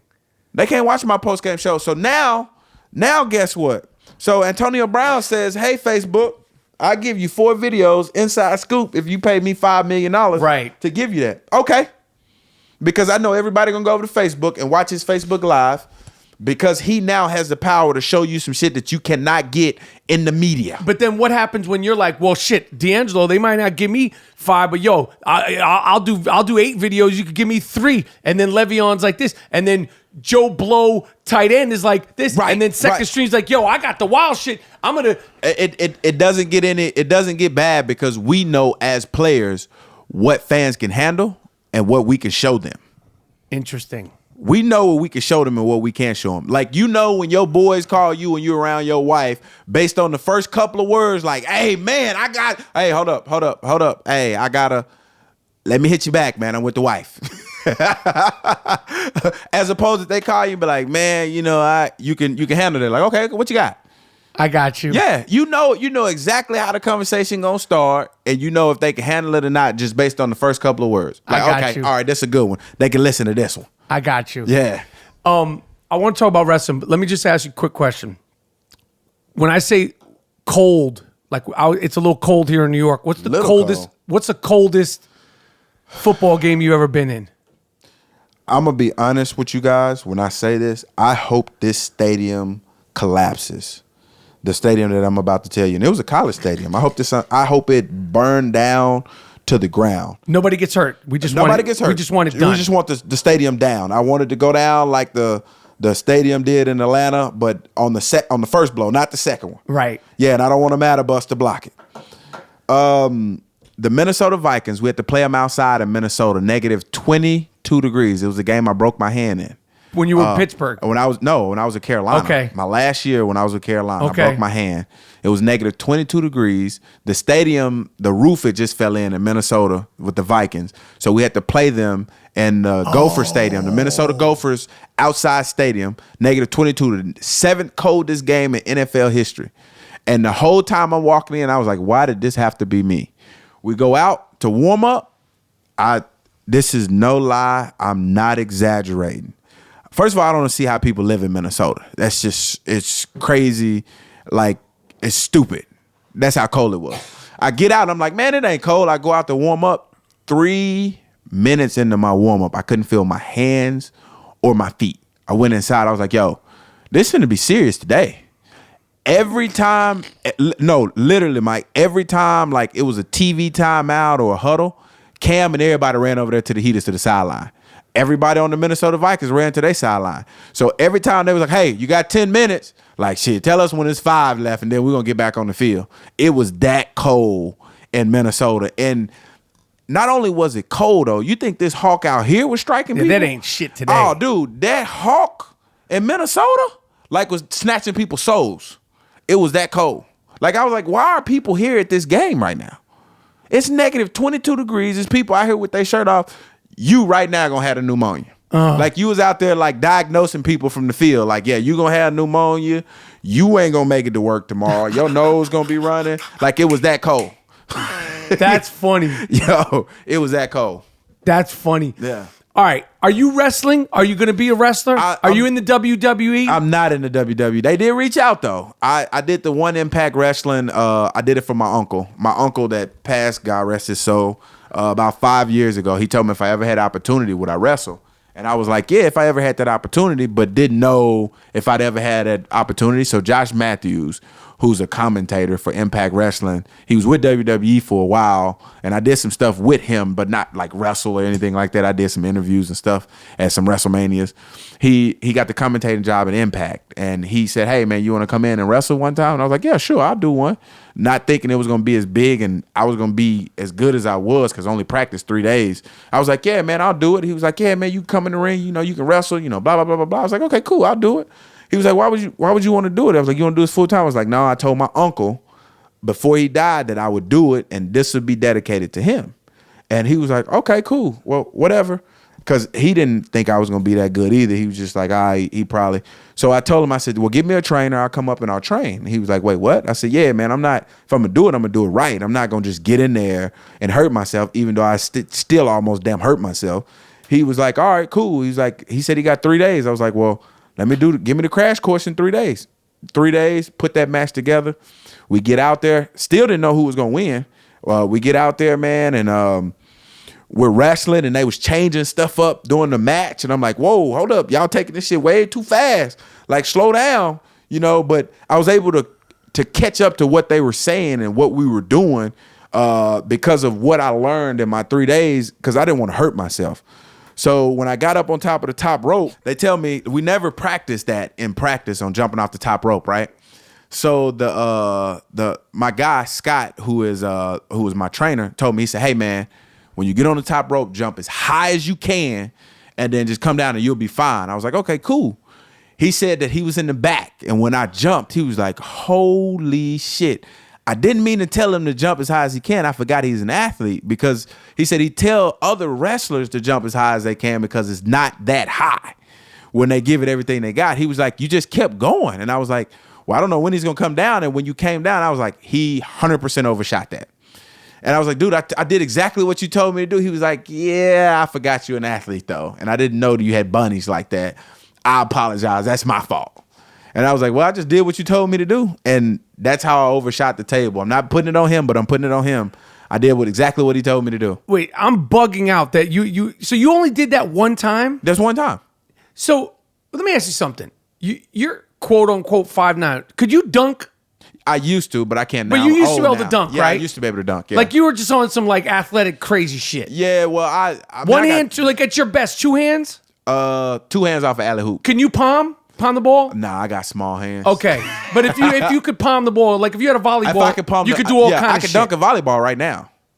I just can't dunk a basketball. I got right you. now. Yeah. Because when you wrestled, it was like, yo, this is okay. He's leaving the NFL. Like the clips of you wrestling look crazy. Yeah. Like I was like, yo, don't wrestle because the NFL is gonna be like, fuck it. He's just gonna be a wrestler because like it was like this dude is like WWE shit. Like you were like that looked crazy when you were wrestling. Yeah, I even had a couple of wrestlers like reach out to me from WWE like, yo, you killed it, and I'm like, yeah, man, I almost like crushed my back and like broke my neck and some other shit jumping off and missing that table. He was like, no, other than that, man. And that's all everybody wanted to talk about was me missing the table. And I'm like, yo, it happens, bro. They was like, dude, I know wrestling was fake. I was like, man, if you think wrestling fakes, you should look at the checks. They're real as real can be. Yeah. But it's not fake. Somebody still has to take the bump. Somebody still has to take the impact in terms of them going out, putting on a performance and entertaining you. So what else? So what else is up with you? So like this year you didn't play. You might play more. I hope to see you play if you want to play. Dude, I want to talk to you about your Giants, man. I want to talk to you about your Giants, and this is the reason. You have better insight than me. Give it to me. No, I don't know why the Giants didn't sign you. Yeah, I don't want to talk about me and the Giants. I want to talk about you, Eli, and the Giants. Yo, I'm gonna tell you what pisses me off more than anything about Giants fans or about people, and I kind of alluded to this a little bit when I talked about Peyton Manning. Like, if you have a great career, whether it be Eli Manning, whether it be Peyton Manning, Tom Brady, whether it be Adrian Peterson, whether it be guys with great careers, they're on such a high pedestal to where when they play like crap and they have horrible seasons, like they're unbenchable, they're untouchable. Like why is that? Like when it's an organization, like if you're in the business of winning, then those changes have to be made. I'm a firm believer that whether Eli was playing for you or not playing for you, the Giants are still trash. It doesn't matter who's at the helm. Why? Because the Giants offensive line, they can't block anybody. Boom. That's where their problem is. Boom. So what you're doing is you're going to try to put a Band-Aid on this problem by changing the quarterback? Right. I agree. That's not the issue. That's what I'm saying. Right. But at the same time, it's not like Eli's just lighting it up when he's throwing the ball. The thing about the New York Giants fans, okay, and I'm not the biggest. It's not just the Giants fans. Anybody with a great career. But specifically Eli, at his best, he was always inconsistent. He's always, like, he's never been, you know this better than me, like, I'm very well, like, my response to the Eli and, like, Giants fans, I think it was so disappointing because they should have been better. They didn't improve the offensive line. And then you're like, you want to do this to Eli, and I think it was his reaction. Like, you could, like, Eli is so, like, you know, like, it's so, like, there's nothing going on. Even when he won the Super Bowls, there's nothing going on. You see him smile.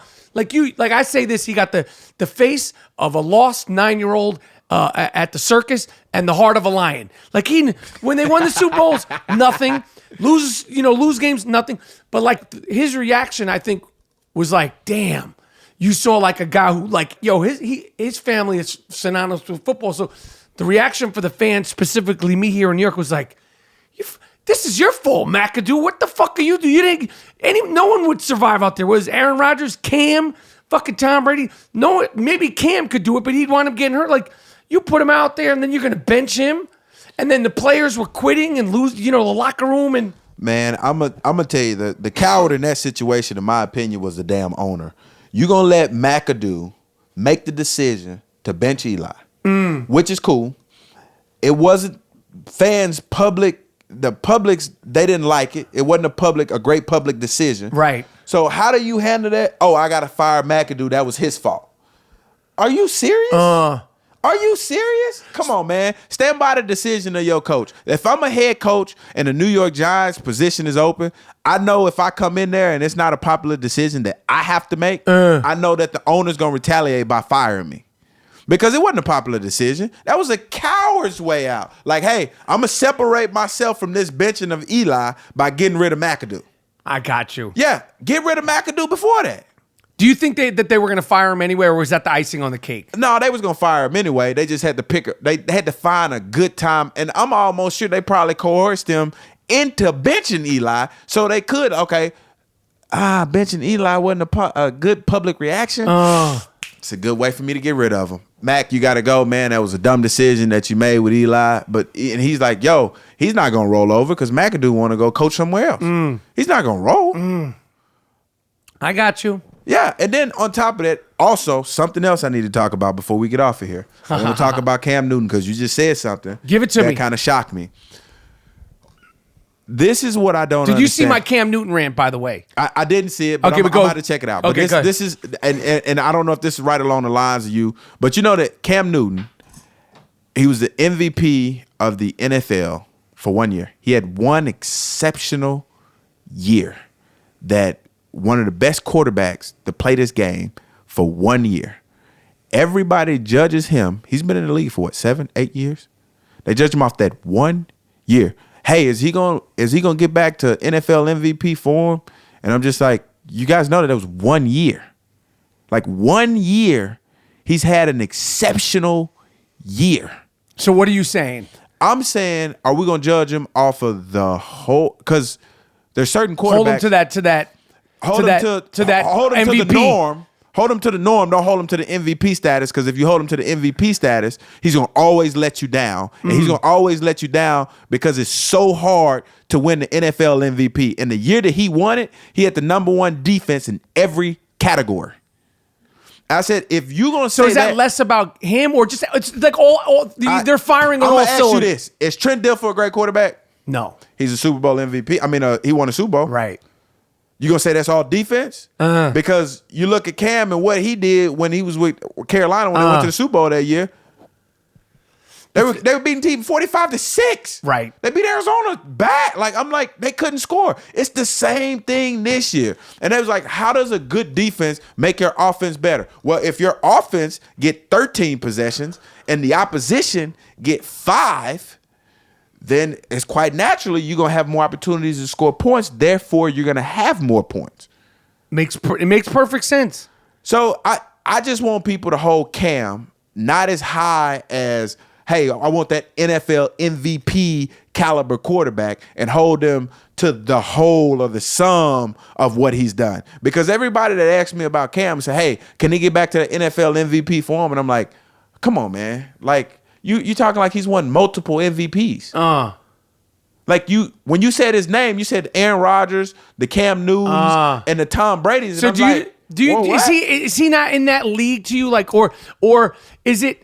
You know what it is about Cam? I'll say this as a fan. And listen, I'm not Mr. Football, but the thing about Cam is that when he's good, whether it's one play, it could be one highlight. You're like, yo, that motherfucker's. We want, like, you just expect, like, the running, or whether, like, when he's like firing on all cylinders, you're like, why can't that happen every week? And the average person, and I would say I'm the average person, knows shit about football. As much as I know what I don't know. So, but with him, when he's so spectacular, because he's big, he's running, he's fast, you're like, why can't it be like that all the time? That's, I think, the thing with Cam in terms of his playing. Now, his off the field shit, the dressing and all that, and the complaining when they lost Super Bowl, those are whole other things. But I think just as a football player, when he's rocking and rolling, he's rocking and rolling. But that's any football player when they're rocking and rolling. Good fucking point. That's why I'm telling you, you're comparing him to a year. Look at his numbers. Just look at his numbers. Just numbers. Just numbers alone. I think he had 35 touchdowns that year, like 6 or 7 interceptions, maybe 10 interceptions. And he had like probably another 10 on the ground, so 45. Other than that, he was 12 touchdowns, 10 picks, or 20 touchdowns, 13 picks. Like, it wasn't so far off from each other. I got Except you. that 1 year. But everybody, they remember the 1 year because it's very vivid in their mind. And the one thing that they remember about that year is him not jumping on that ball in the Super Bowl. So that's going to always be a leaflet, or necessarily a let me save this area for when he was good that 1 year. I mean, great. Because he's always been a good quarterback. Right. I'm talking about making that next step into great. It's the Joe Flacco conversation. Gotcha. Like, Joe Flacco, Super Bowl, got paid, blah, blah, blah. So who's a better quarterback, Joe Flacco or Cam? Oh, now you're taking a deep breath. Now you want to be normal. Now you don't want to be the fantasy guy. Now he don't want to talk. Now he don't want to talk football. Now he ready to get off because I asked him one question. I think Cam's better. But if it's that hard for you to decide on whether it's Cam or Joe Flacco, you got an issue. I got you. Because there's a lot of people out there that said Joe Flacco is not elite. He's not elite. He's not a great quarterback. He's okay at best. But you having a hard time trying to decide if Joe Flacco and Cam Newton are either the same person or one better than the other one. Who's better quarterback? I'm asking you. Who's a better quarterback? You say you could go off numbers. I'm not even gonna go off numbers. I'm just gonna go off who won it. I'm just gonna go who has more Super Bowls. I'm gonna go with Joe Flacco, and I'm gonna say Joe Flacco because he won a Super Bowl. I mean, Cam was in a position to win one, he just didn't. And that's not me hating on them. This is just me strictly speaking football. And this is another thing that I want to say before we go. I love this fucking conversation. Yeah, this is another thing I want to say before we go. This is what I love about fans and people just in general. When you play for a team and you say something bad about that team, then, or something that people don't like, it's you're hating, you just don't like it. Even though you're speaking facts, because you can say the same thing and people agree with you, but they don't agree with me because I play for that team. And they said I'm just saying it because I'm hating. That's not the fact. I'm speaking merely for not that I play for that team, just for what I see and using numbers as facts, right? This is another thing. In order for you to speak on something, whether it's been the accusations that's been happening, whether it's been, do the right thing in school, you yourself have to be squeaky clean. Because if you're not squeaky clean, they're going to bring up some stuff that has no relation to what you're talking about. Like, so if Michael Crabtree was to come in here and was to say, hey, that's real bad that, what's going on in Hollywood right now with all the sexual accusations. People are coming at his neck like, yo, you need to worry about all that fighting you doing on the football. Like, that doesn't go hand in hand. Like, stop bringing that up. It has nothing to do with what we're talking about right now. I got you. Either forgive the guy or don't forgive the guy and move on. Mm-hmm. Like, he's obviously trying to make himself a better person and try to make himself a better citizen, and you're going to neglect him and deny him that because of your fandom for football and not liking what he says? It's bullshit. I got you. It's bull. Like, I should be able, we live in a world right now, in this world, in the United States of America, and the best place in the world to live, to where I can say something and you can respectfully agree with me and respectfully disagree with me.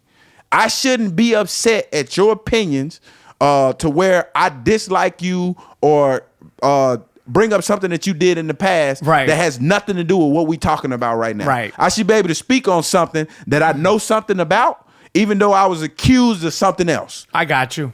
It's crazy to I me, know, bro. it's Like, you see people talk about stuff and people like, yo, you need to worry about this. You need to worry about that. Like, yo, that was 8 years ago. Yeah. No, listen, this social media and where we're at now politically. I mean, you see, we are in, we're in a fucking conundrum, my man. Bro, between I just don't social understand media it. and what's going on and what's not going on and the accusations and everybody, no one is holier than now. Right. Man, I don't give a fuck if you didn't hold the door for the lady downstairs or you fucking, no one is. Yeah. And we're in a place right now where it's, How do you fix it, though? I don't even want to, I mean, I've had friendships with this Trump shit. Like, you voted for this motherfucker? Like, I don't care about your taxes. Listen, you made money, I make money, I like my money, but I'm not voting for this motherfucker. If I don't care what the fuck if he's saving my taxes. Yeah. Like, at a certain point, like, yo, it's all good. Like, I'll pay the taxes.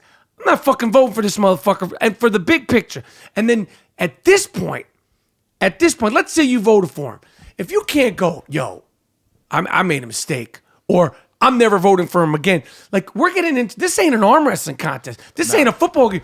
We're talking about like life, death, this war. Like, we're talking the real shit. Yeah, but see, people don't look at it like that, though. I know. People are nuts. People are, and it's always been like this. It's just that we had to get to a situation now where one of the candidates is just extreme and the other one was just as extreme. So now it's like, I'm not jumping party lines. Like, I've been a Republican. No matter what he says, no matter how he acts, no matter what he does or what he did do or been accused of, I'm a Republican. Therefore, I'm going to vote Republican. My family was Republican. My great-great-grandparents were Republican. I'm Republican. It's nuts. That's what it boils down to, and that's what I heard. That's what I kept hearing after every time they talked about Roy Moore. They was talking about how they wouldn't jump party lines, how we've always been a red state. Fuck all that. Like, it's crazy. Fuck all because that.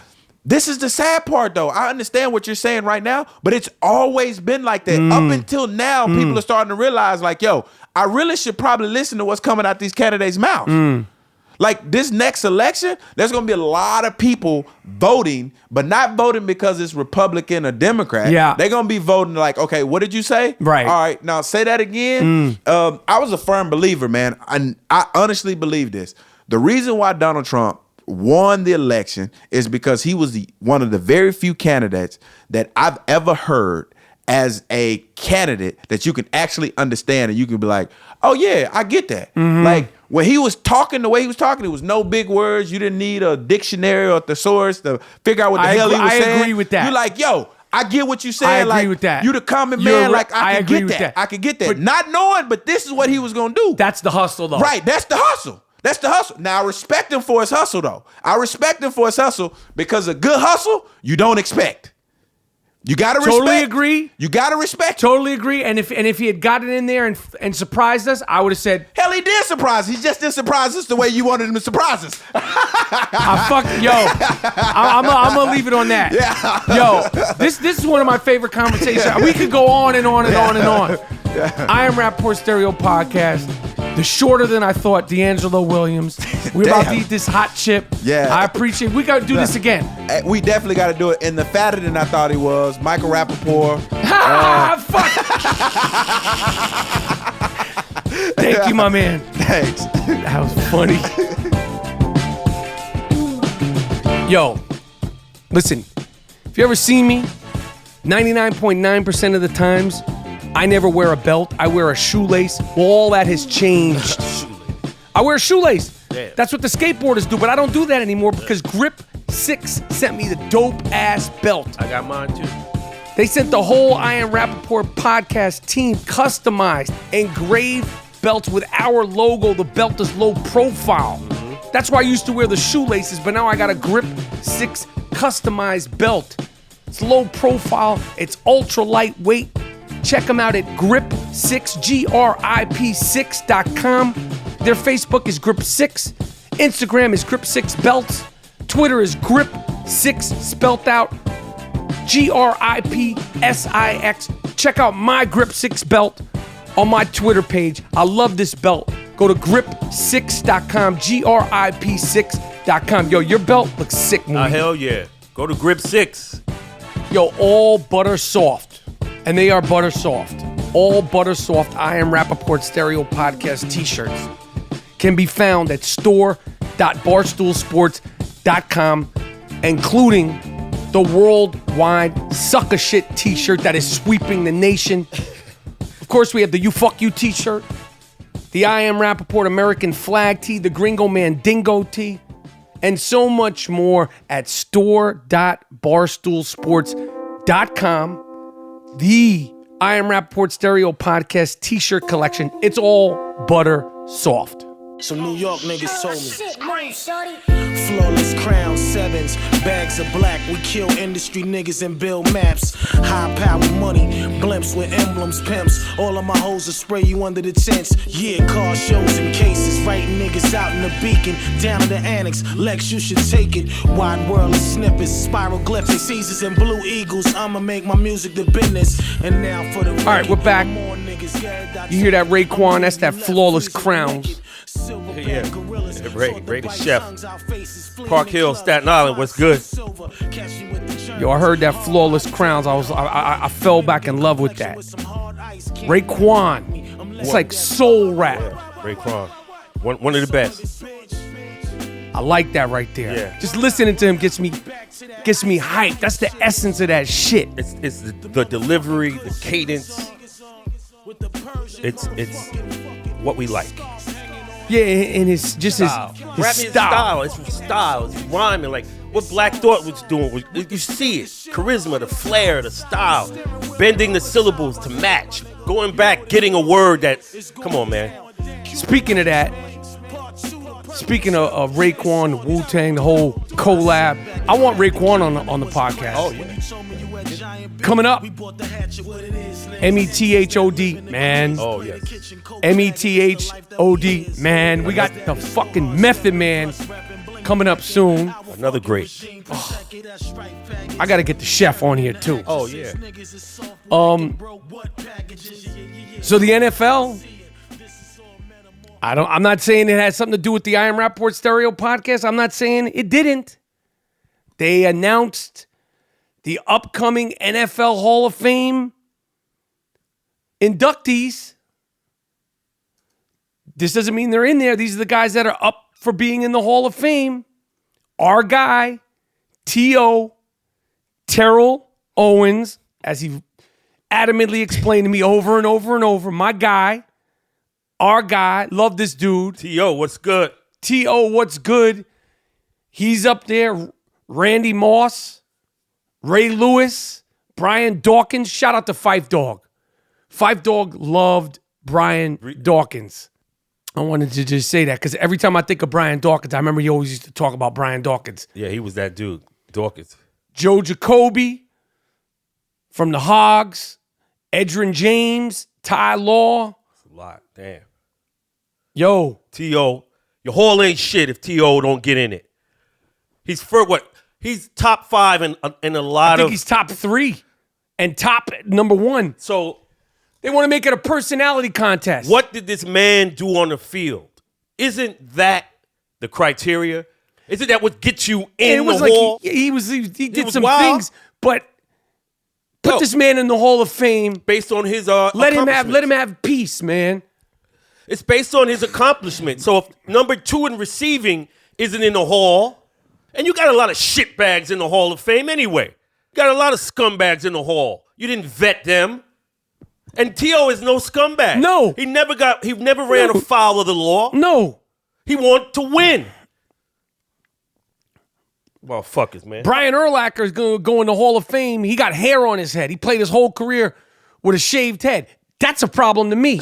If you see Brian Urlacher, you don't even recognize him. That was the biggest mistake he could have made. Brian Urlacher was one of the dudes who was known for the bald head. Yeah. Well, now he got a hair. He got like a whole hair transplant, but he looks crazy. The whole thing. He had the bald head. 12 years with the Bears. Defensive Player of the Year. All-decade player. I mean, he's Hall of Fame. He's going to be in the Hall of Fame. He's going to show up to the Hall of Fame with hair, looking wild. Looking like like his shit looks like Fred Flintstone cartoon shit. I Am Rapaport Stereo Podcast. Yo, so this quarterback, I was talking about this before, this UCLA quarterback, Josh Rosen. Oh. Jewish They kid. got a Jewish QB now. Yo, he might get drafted by the Giants. I mean, I don't know. He says he doesn't want to go to Cleveland. He could potentially get drafted by the Giants. Yo, my prediction is that if this kid comes to New York and has any... If I were him, I wouldn't want to come to New York because I think he thinks, I'll be in New York. The scrutiny and the expectations of a Jewish quarterback playing for the New York Giants will be, you think... Linsanity was crazy. You think what Porzingis is going through is crazy. You think Odell Beckham, a Jew quarterback, good-looking kid who's outspoken. Right. I wouldn't want. If I were him, I'd want to go. Don't come to New York. Like if you do it, Josh Rosen, I'm telling you right now. Yo, be ready. You think he's gonna be scrutinized? No, it'll just be the expectations and it'll be so much hysteria. Like when you have that much hysteria and hype on you, like the Lonzo Ball thing, like a Jewish quarterback, if he can play, I don't know enough about him. Like, and you never know if these quarterbacks are gonna pan out or not. Like I've asked some experts, and they say he's good. You don't know. You just don't know. Mm-hmm. But a Jew, good-looking Jew quarterback in New York. Right. If he's successful, but if not, the either or, it's just too much. It's too much. I wouldn't want anything to do with that. Okay. Me personally, I wouldn't want anything. Well, but what if he tears it up? And then it'd be great. Yo. I mean, he'll keep some of those old dinosaur Jews that roam around New York City, Manhattan. Right. Like the old dinosaur Jews, like the 92-year-old Jews. And these are my people. I grew up with some of them. Upper East Side, they got a lot of them. Mm-hmm. Brooklyn, Queens, Manhattan has them. People think that like the Upper East Side of Manhattan is all like different strokes. It's like Park Avenue. I'm talking about where I'm from, the East Side. The Jewish people that grew up in the tenements that are still there, that roam around. They got their little shopping carts and their New Balance, and they're like... Those motherfuckers will stay alive 20 years extra. Just to see him do and just to see a Jewish quarterback exist. Right. So, but if he sucks, they're going to be dropping like flies. Yo, man, we got a guy after your own heart. Shit bandit. Oh, okay. In Little Rock, Arkansas. No doubt. Obviously, he has some type of condition. Mm-hmm. And I sympathize with these guys. I sympathize with you. You guys have these problems. Mm-hmm. Cameras caught him. He had to go. He took a fucking crap in front of somebody's property, in front of between the cars. And here's the thing I don't like. Where was this? Little Rock. Oh, yeah. Okay. He did that. Yeah. And he didn't clean it up. Why should he? He should. You know why? You should too. Why? We understand. We sympathize with that. For the people that don't know, I have ulcerative colitis. Right. Crohn's disease, right? I have Crohn's disease. Right, no, so I don't have Crohn's disease. Okay. I have ulcerative colitis. Okay. They're like in the same family. So I'm saying, okay. I make jokes about it because I live with it. Dark humor. You want to ban me for making jokes about having to shit in public? Hashtag. You want to hashtag me for shit in my pants? It's not funny. And I'm not going for a joke here. Moody's lived with me. No Moody's joke. seen me since I'm 16. Moody, you were at my first colonoscopy when I was 16. They couldn't even give me the anesthesia. Word. What was the sound you heard from the other room? It was like Daryl Dawkins under the boards, kid. He was outside the doctor's office. What did you hear? 1986. So when I make jokes about shitting in flower pots, no, Yeah. it's real. Yeah. But all I have to say, I sympathize. sorry. I sympathize with that shit, man. God knows I wouldn't want to be like, oh shit, I gotta go. You gotta go wherever you are. But you gotta clean it up. There's nothing, once your bowels are cleansed and you just walk away, obviously, you can be like, yo, I don't want to leave this in front of homegirl's property, or you Yo, it ain't like clean up, yo. Yo. Carry some motherfucking shit with you, man. If you know your shit, carry some rags. If you know that your bowels are gonna rupture, rags. so you can at least. Cause what if I'm there with my whiz, and we come out, and we see a pile, and it's like a human dog. Clean it up. That's all I'm saying to you. Yo, dude, I'm letting you know. Listen, when you're going through that, you try to get the whole situation done. But why walk away? You know, you're one of the most cleanliest motherfuckers, right? Tell him, Moody. You are very clean. You're very fucking neurotic with this shit, right? Tell him, Moody. Except this time when you're the most filthiest motherfucker. Okay. Because you walk away from a pile of shit, but you'll jump.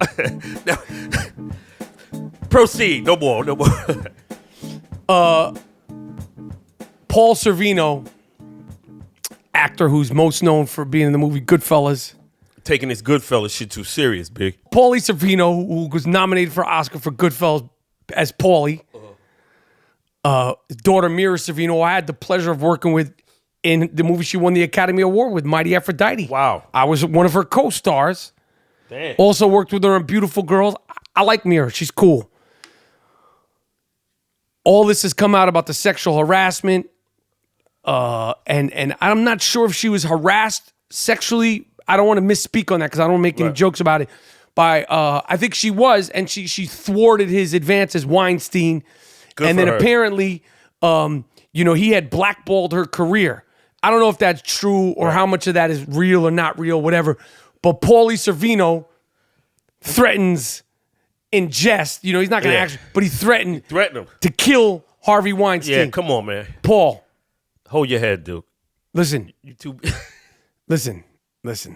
I love you, Paul. You Yeah, we love Sorvino. even fat fuck Harvey Weinstein could get away from you. If he sees you coming, he could beat you in a race. And we're talking about two turtles. This ain't gonna be these guys make me look like fucking Carl Lewis.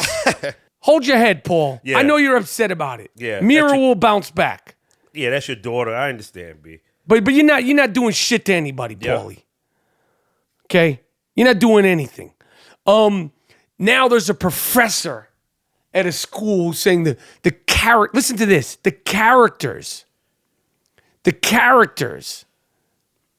in Disney movies, such as Sleeping Beauty with my man Prince Charming, Snow White. There's a professor who's been studying, saying that these Disney fairy tale characters What? are sexual predators. Oh, man. See. Now, it goes everywhere now. So now, Spider-Man next, Hulk. Let's just live in a sanitized, nothing's nothing. The only person who could do anything is Dave Chappelle. Let's just have Dave Chappelle do it. Yo, where does it end? I don't know where it ends. I think the thing is to redefine heterosexuality. That's why the men are the targets. I don't like that shit, man. Damn. Now it's cartoons? Prince Charming. Prince Charming? You trying to take down Prince Charming now? You don't have nothing better to do? Look at the title, Prince Charming. Not like he's trying to, I don't. He's not trying to. He's charming you. He's a charming guy. Let him skeet. Yeah, he bagged her. Let him skeet. What's your problem? Prince Charming can't. If Prince Charming can't skeet now, I'm done. I'm finished. Your man Roman Polanski. Who needs to be imprisoned who's a fucking deviant, a sexual deviant. Director said that the holidays weren't the same because he didn't get to spend time with fellow deviant Harvey Weinstein. Oh. Piece of shit. Yo, that's that crew. That's that clique. Harvey still is cooling. He's like, yo, all this shit don't matter, B. Nah. Harvey, yo, he ain't saying nothing. The lawyers ain't saying shit. Bill Cosby was immediate. Immediate. It wasn't immediate. We coming after your ass, years and years and years. That's not true. No, but when it came out, it wasn't no years and years. Yeah, and years. but it was years ago they tried to get him, and then it went away, and let it. Okay, let's see. This guy's committed crimes. All right. I am Rapaport Stereo Podcast. Miles, cue the music. Oh shit! This award is earned, not given. It's called the Sick Fuck of the Week. This guy's really sick. Lock him up. How could you do it? Don't let him out. Damn. You fucked the dog? You what? You fucked the dog? Why would you fuck the dog? Why would you fuck your girlfriend's dog? What? Sick fuck. The Sick Fuck of the Week. It's earned. Earned. Not given. You did. What? No.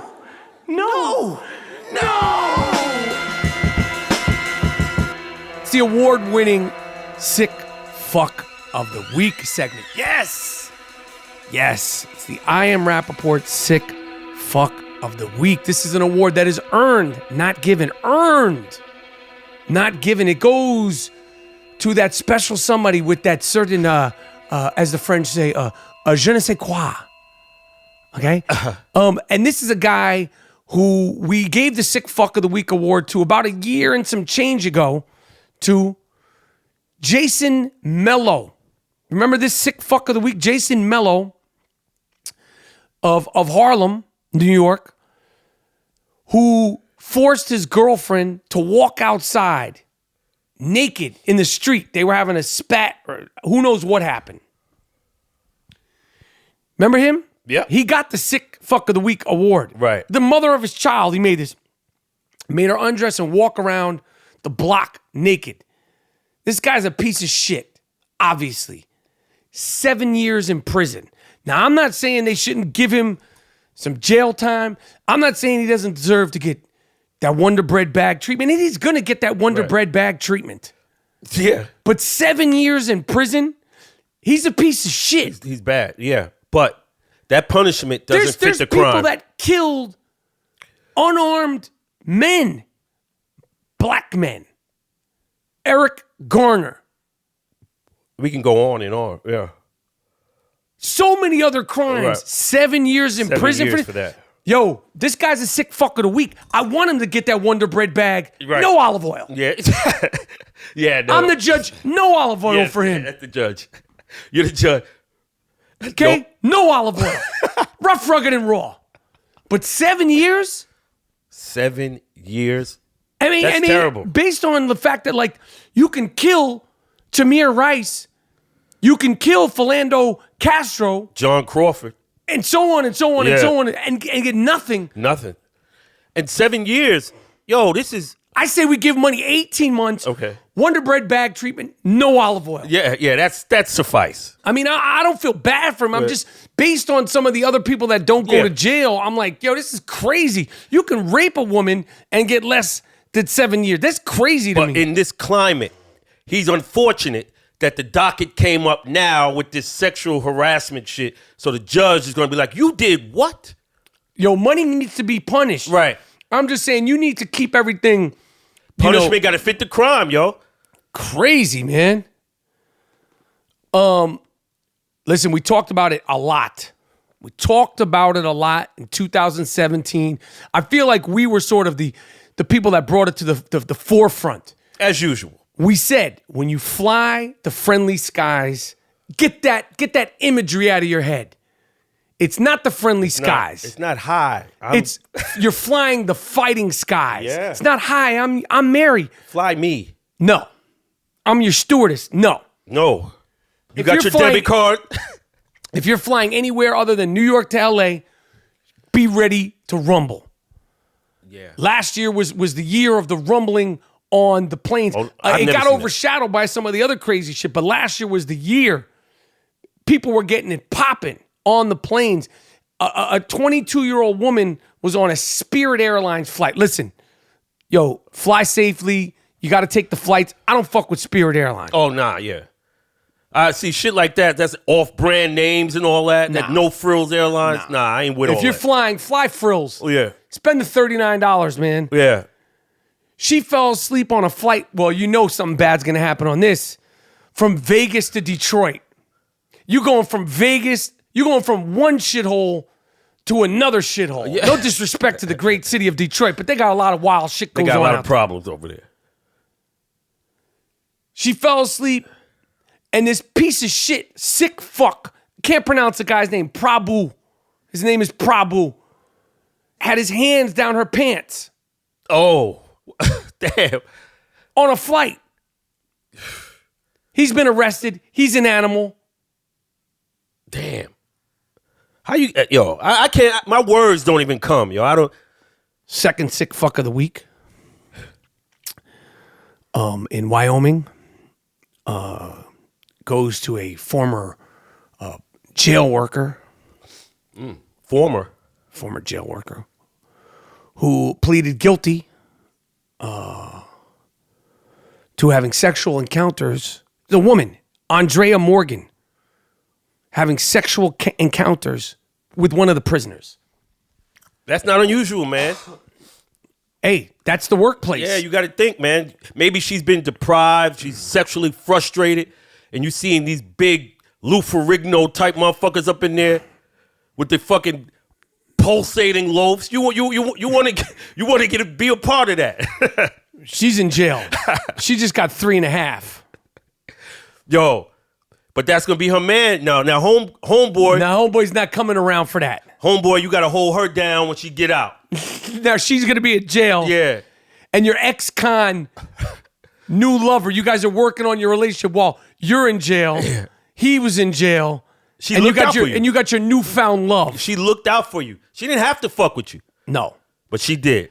We'll see if he reciprocates. A young girl, beautiful girl, Yvonne Ramirez. She shot her boyfriend, Texas. She was dating. This is a New Year's Eve. When Money tried to recover the guns she had stolen from him. So they were into some bullshit. Again, this ain't Instagram. See, Instagram's not real. You see these terrible things online. You have to get desensitized. It's not a movie. It's not a video game. Yeah. He had stolen some guns. She stole the guns from him. Money came to get the guns, and she shot Money. Oh. And if you see Yvonne Ramirez, she doesn't look like the normal sick fuck of the week. She looks like she should be, she's beautiful. Yeah. Her life has changed. She got a piercing in her ears. She's pretty. She's kind of smirking in the Mugshot. yeah. Shit was all good just a week ago. Yo, another thing that happened over Christmas Eve or the holidays, and I could sympathize with this. I talk about this recurring on the I Am Rapaport Stereo podcast. I got my ear bit off in a fight in 1989. You can see it. It's been very well documented. It was also animated. We should repost the animated the animated story of me getting my ear bit off. Fact.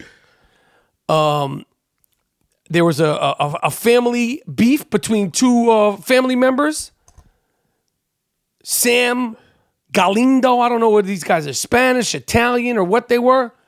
He became enraged with his cousin or his uncle, and he bit his fucking ear off. And mine happened in a street fight. Yeah, so Imagine you get into a fight with your cousin, and he just and he bites your fucking ear off. And I said to the guy in the street fight, I said to him while he was biting my ear, I said, "You're biting my fucking ear." that's off limits, man. You pussy, man. Yeah, yo. Damn. Yo, Money out there, you bit my, you soft. I was fucking Money up. And He even said it. Later on, he was quoted as saying, that white boy was fucking me up until I got hold of his ear. Right. Proud of that. Ain't nothing fair in the streets, B. I know. Your ear was in the way. I know. But it was just like, Soft, Duke. Soft, Duke. Finally, in Ohio, a naked postal worker. Why he was naked, I don't know. Like, if I'm in a scrap and a beef and there's like, the last thing I want to do is be naked. Yeah. You want to be as clothed as possible in case you got to run, take off, you go into the woods on some G.I. Joe shit. Yep. You want to be covered. Or some Rambo type shit. Right. Yeah. Rambo's never naked. Yeah. When he comes out the mud baths, he comes out of the mud with his shit off because that's what's part of the thing. But he doesn't start the movie naked. Yeah. How did he Look get at any naked? Rambo movies. He doesn't start the movie unclothed. Word. When he went back to Vietnam, he's fully clothed in the beginning of the movie. Why the guy's naked? A naked postal worker accused of shooting and killing, unfortunately, in Ohio, his coworker. I don't know. But this is another sick fuck of the week. Yes. I want to get to the bottom as to why he was naked. Right. Why are you naked? Where your clothes at, Duke? This isn't really a sick fuck of the week, but I thought you would find this interesting. A Christian former boarding school girl, 23 years old, is now auctioning off her virginity to the highest bidder. Tried to change the wording, auctioning. You're a hoe. You selling ass. Her boyfriend cheated on her. Oh, so now it's time to hit the track. Now you're hitting the track because he cheated. Should she be the sick fuck? Yeah. So this should be the sick fuck She's of the a week. sick fuck. If that was my daughter, shit. She's beautiful. Bailey Gibson Where Don Juan at? raised a strict Christian. There you she go. went to an all-girls boarding school. Repressed sexuality. That's what that's that Christian. You can't do shit. Don't. I think she's just looking for the come up. Trying to get some paper. Where Pimpin' Ken and them at? And Pimpin' Snooky. Come on out. You got one for you. Yo, did you hear about the guy that painted, the Swedish artist that painted the 4-story loaf on the Lower East Side building? So on the Lower East Side, there's a building, like a billboard. On the side of it, it's 4-story loaf. Does it have a picture of this? Yeah, I'm surprised you ain't see it. Yo, it's crazy. We mentioned the Upper East Side Yeah. and the dinosaur Jews, my people. Yes. Just so you know, people, there's new listeners to the Iron Rapaport Stereo podcast. I'm full Jew, full Ashkenazi Jew. That's me. So when I'm talking about the Jews, I'm saying it with love in my heart. Two terrible things, and if you've never been to the Upper East Side, it's like east, like Lexington, Hunter College. You got that. You got the hospital over there on 77th Street. And then you got Park Avenue, very residential. Obviously, everybody knows Park Avenue. Madison, heavy shopping from like the 50s all the way up through the 80s. Mm-hmm. But the Upper East Side is very residential. We talk about my favorite ice cream place in New York City. Haven't mentioned it recently. Seduto Ice Cream on 78th and 1st. Right. Been going there since before I even 70, met you. Probably 70, late 70s, right? Yo, I used to go there with my man Scott Hochberg. Yeah. I used to go to Seduto Ice Cream, dribble my basketball there because at the time I was going to be in the NBA. Right. Like, so you know, like I had read about Magic Johnson. He would bring his basketball everywhere. Right. So I was like, I'm going to bring my basketball everywhere. Right. So I'd go get my ice cream, eat my ice cream with my left hand, and dribble with my right hand to work on my right hand. I'm lefty. Right. 78th and 1st, very familiar with this. That's a block away. That's a block away from where I grew up, block away from where my apartment is now. Not the same apartment where I grew up. Try to come up there on some funny shit. Go ahead. I got that tase. You want that taser? Get that electric. You want that zzz, zzz? Don't come up there looking for me. I hear you. Motherfuckers come up there looking for me. Don't come up there looking for me. Yo, and I'm going to tell you this. This isn't just for me, but I'm speaking. Yo, if you see me walking down the street talking on my phone, don't say nothing to me, Duke. Word, motherfuckers be doing that? Yo, have some decorum, man. Yo, don't say nothing to me, Duke. He on his phone, man. If anybody's on their phone and you see them, don't say nothing to them, man. Interrupt the phone. Interrupt the conversation. Just to say, oh, hey, I love your Talking work. to me while I'm on the phone, ass motherfuckers. Yeah. Don't talk to me, B. That's like a Raekwon lyric, talking to me while I'm on the phone, Ash. But on the Upper East Side, on 78th and 1st, where I go to get my ice cream, a 1-year-old man, this is nothing funny. This is just crazy because if you know this neighborhood, this is like just a chill, very residential neighborhood. 33-year-old dude got into an altercation with his ex. They were fighting. I think he beat her and then came outside of the building on 78th Street near 1st Avenue and shot himself. Killed himself fatally. Right on the street there. That's crazy. Yeah. He got in his car and he still had the gun in his hand after the cops found him. That's terrible, man. That's bad. Hold your head, man. Anybody, you know what you should do if you're in an argument, just walk out and go to the bar. The bar right there across the street. Go get a drink. Cool off. Do some push-ups. It's not worth it. I feel bad for her. I feel bad for him. I feel bad for the family. I feel bad for the people that witnessed it. My father said some people that he knows witnessed it. Damn. Ain't that. Yo, go to the bar. Cool off, man. Get yourself a ginger ale, a scotch, some red wine, whatever. Yeah. It's a crazy incident. Another incident that happened on the Upper East Side. The Upper B Side. They're going to start changing the names the on y'all motherfuckers. Wild East Side. The East Side in the 70s, there was some shit. The jungle. The jungle Jews. You on that? Now you're like, you like Brownsville was some tough place. Yeah. Nah. Come up to the Upper East, see what's popping. Socialite daughter of former Washington Redskins owner Jacqueline Kent Cook was arrested on assault charge in front of a swanky Upper East Side restaurant, Caravaggio. I know this place. Oh, man. Caravaggio. I ain't going up around your way no more. Yo, you need to go up there. You need to watch yourself. Yeah. Fuck. She was up on the Upper East Side talking shit. They taking New Balances up there. Yeah. Run your New B's, What kid. size you wear, dude? Let me see your Woody Allen New Balances. So she was leaving a restaurant and she said to the woman at the coat check, "Hurry up, Jew." Damn. The woman in the coat check wasn't having it. And then they got into it. First of all, she said, "Hurry up, Jew."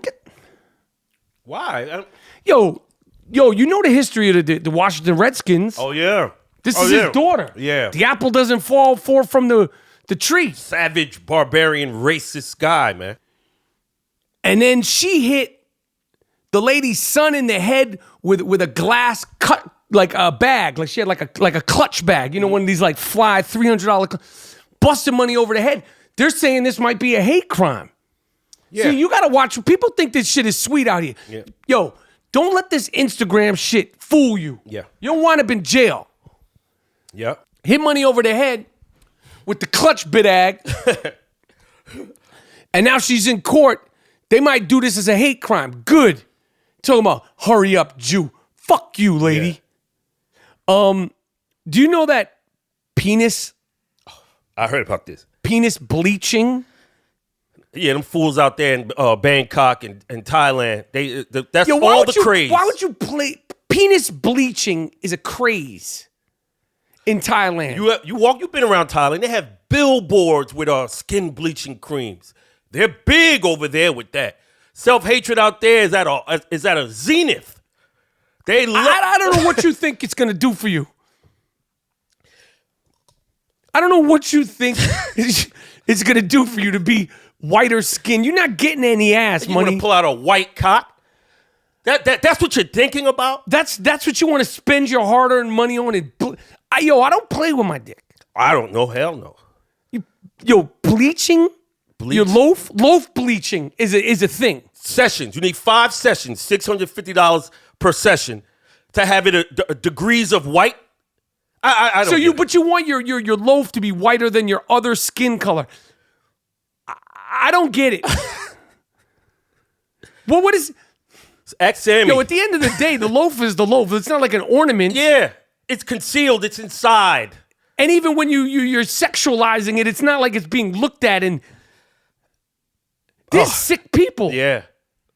Colonized mind, man. There's a lot of money in being made in the dick bleachers. Yo, we should get into that business. We start painting motherfucking shit, son. What color you want, Duke? Let me freak your shit, money. No, Bruno. Cook your shit up all kind of colors. Let me give you that linen white. You want that linen white? Eggshell. You want that those Nike sneakers? Everybody's into the off-white. Yeah. You want that off-white? You want that eggshell? Right. Or you want that pure snow white? That's what they want. The brilliant white. Brilliant white. There is a color. There's 150 colors, white colors. Brilliant. Not for your loaf. You never know. They might have that shit up there. 150 colors. In 150. the chart. in the fucking clinic. They got the whole chart. The white scale. Christ. I Am Rapaport Stereo Podcast. Fantastic episode. Great work, Mr. Moody. Yes, thank you, Fred. And we're doing the damn thing. As I told you, we got more and more hits. Method Man is coming up on an episode. We got Ice-T coming up on an episode. More flavors, more funk. I want to thank my guest, special guest. Great episode. Great low-key shit talker. I don't want to say former NFL player because I think he's going to be back. My man, DeAngelo Williams. Thank you for joining me on the I Am Rapaport Stereo Podcast. You got to see the hot chip video. This guy gave me one of these hot chips. Shaquille O'Neal did this, the hot chip challenge. Oh, really? You got to see the hot chip challenge. All right. With me and DeAngelo Williams. I appreciate you coming on the show, my man. I would love for you to come back. Great episode with my man, DeAngelo Williams. I Am Rapaport Stereo Podcast. I'm out.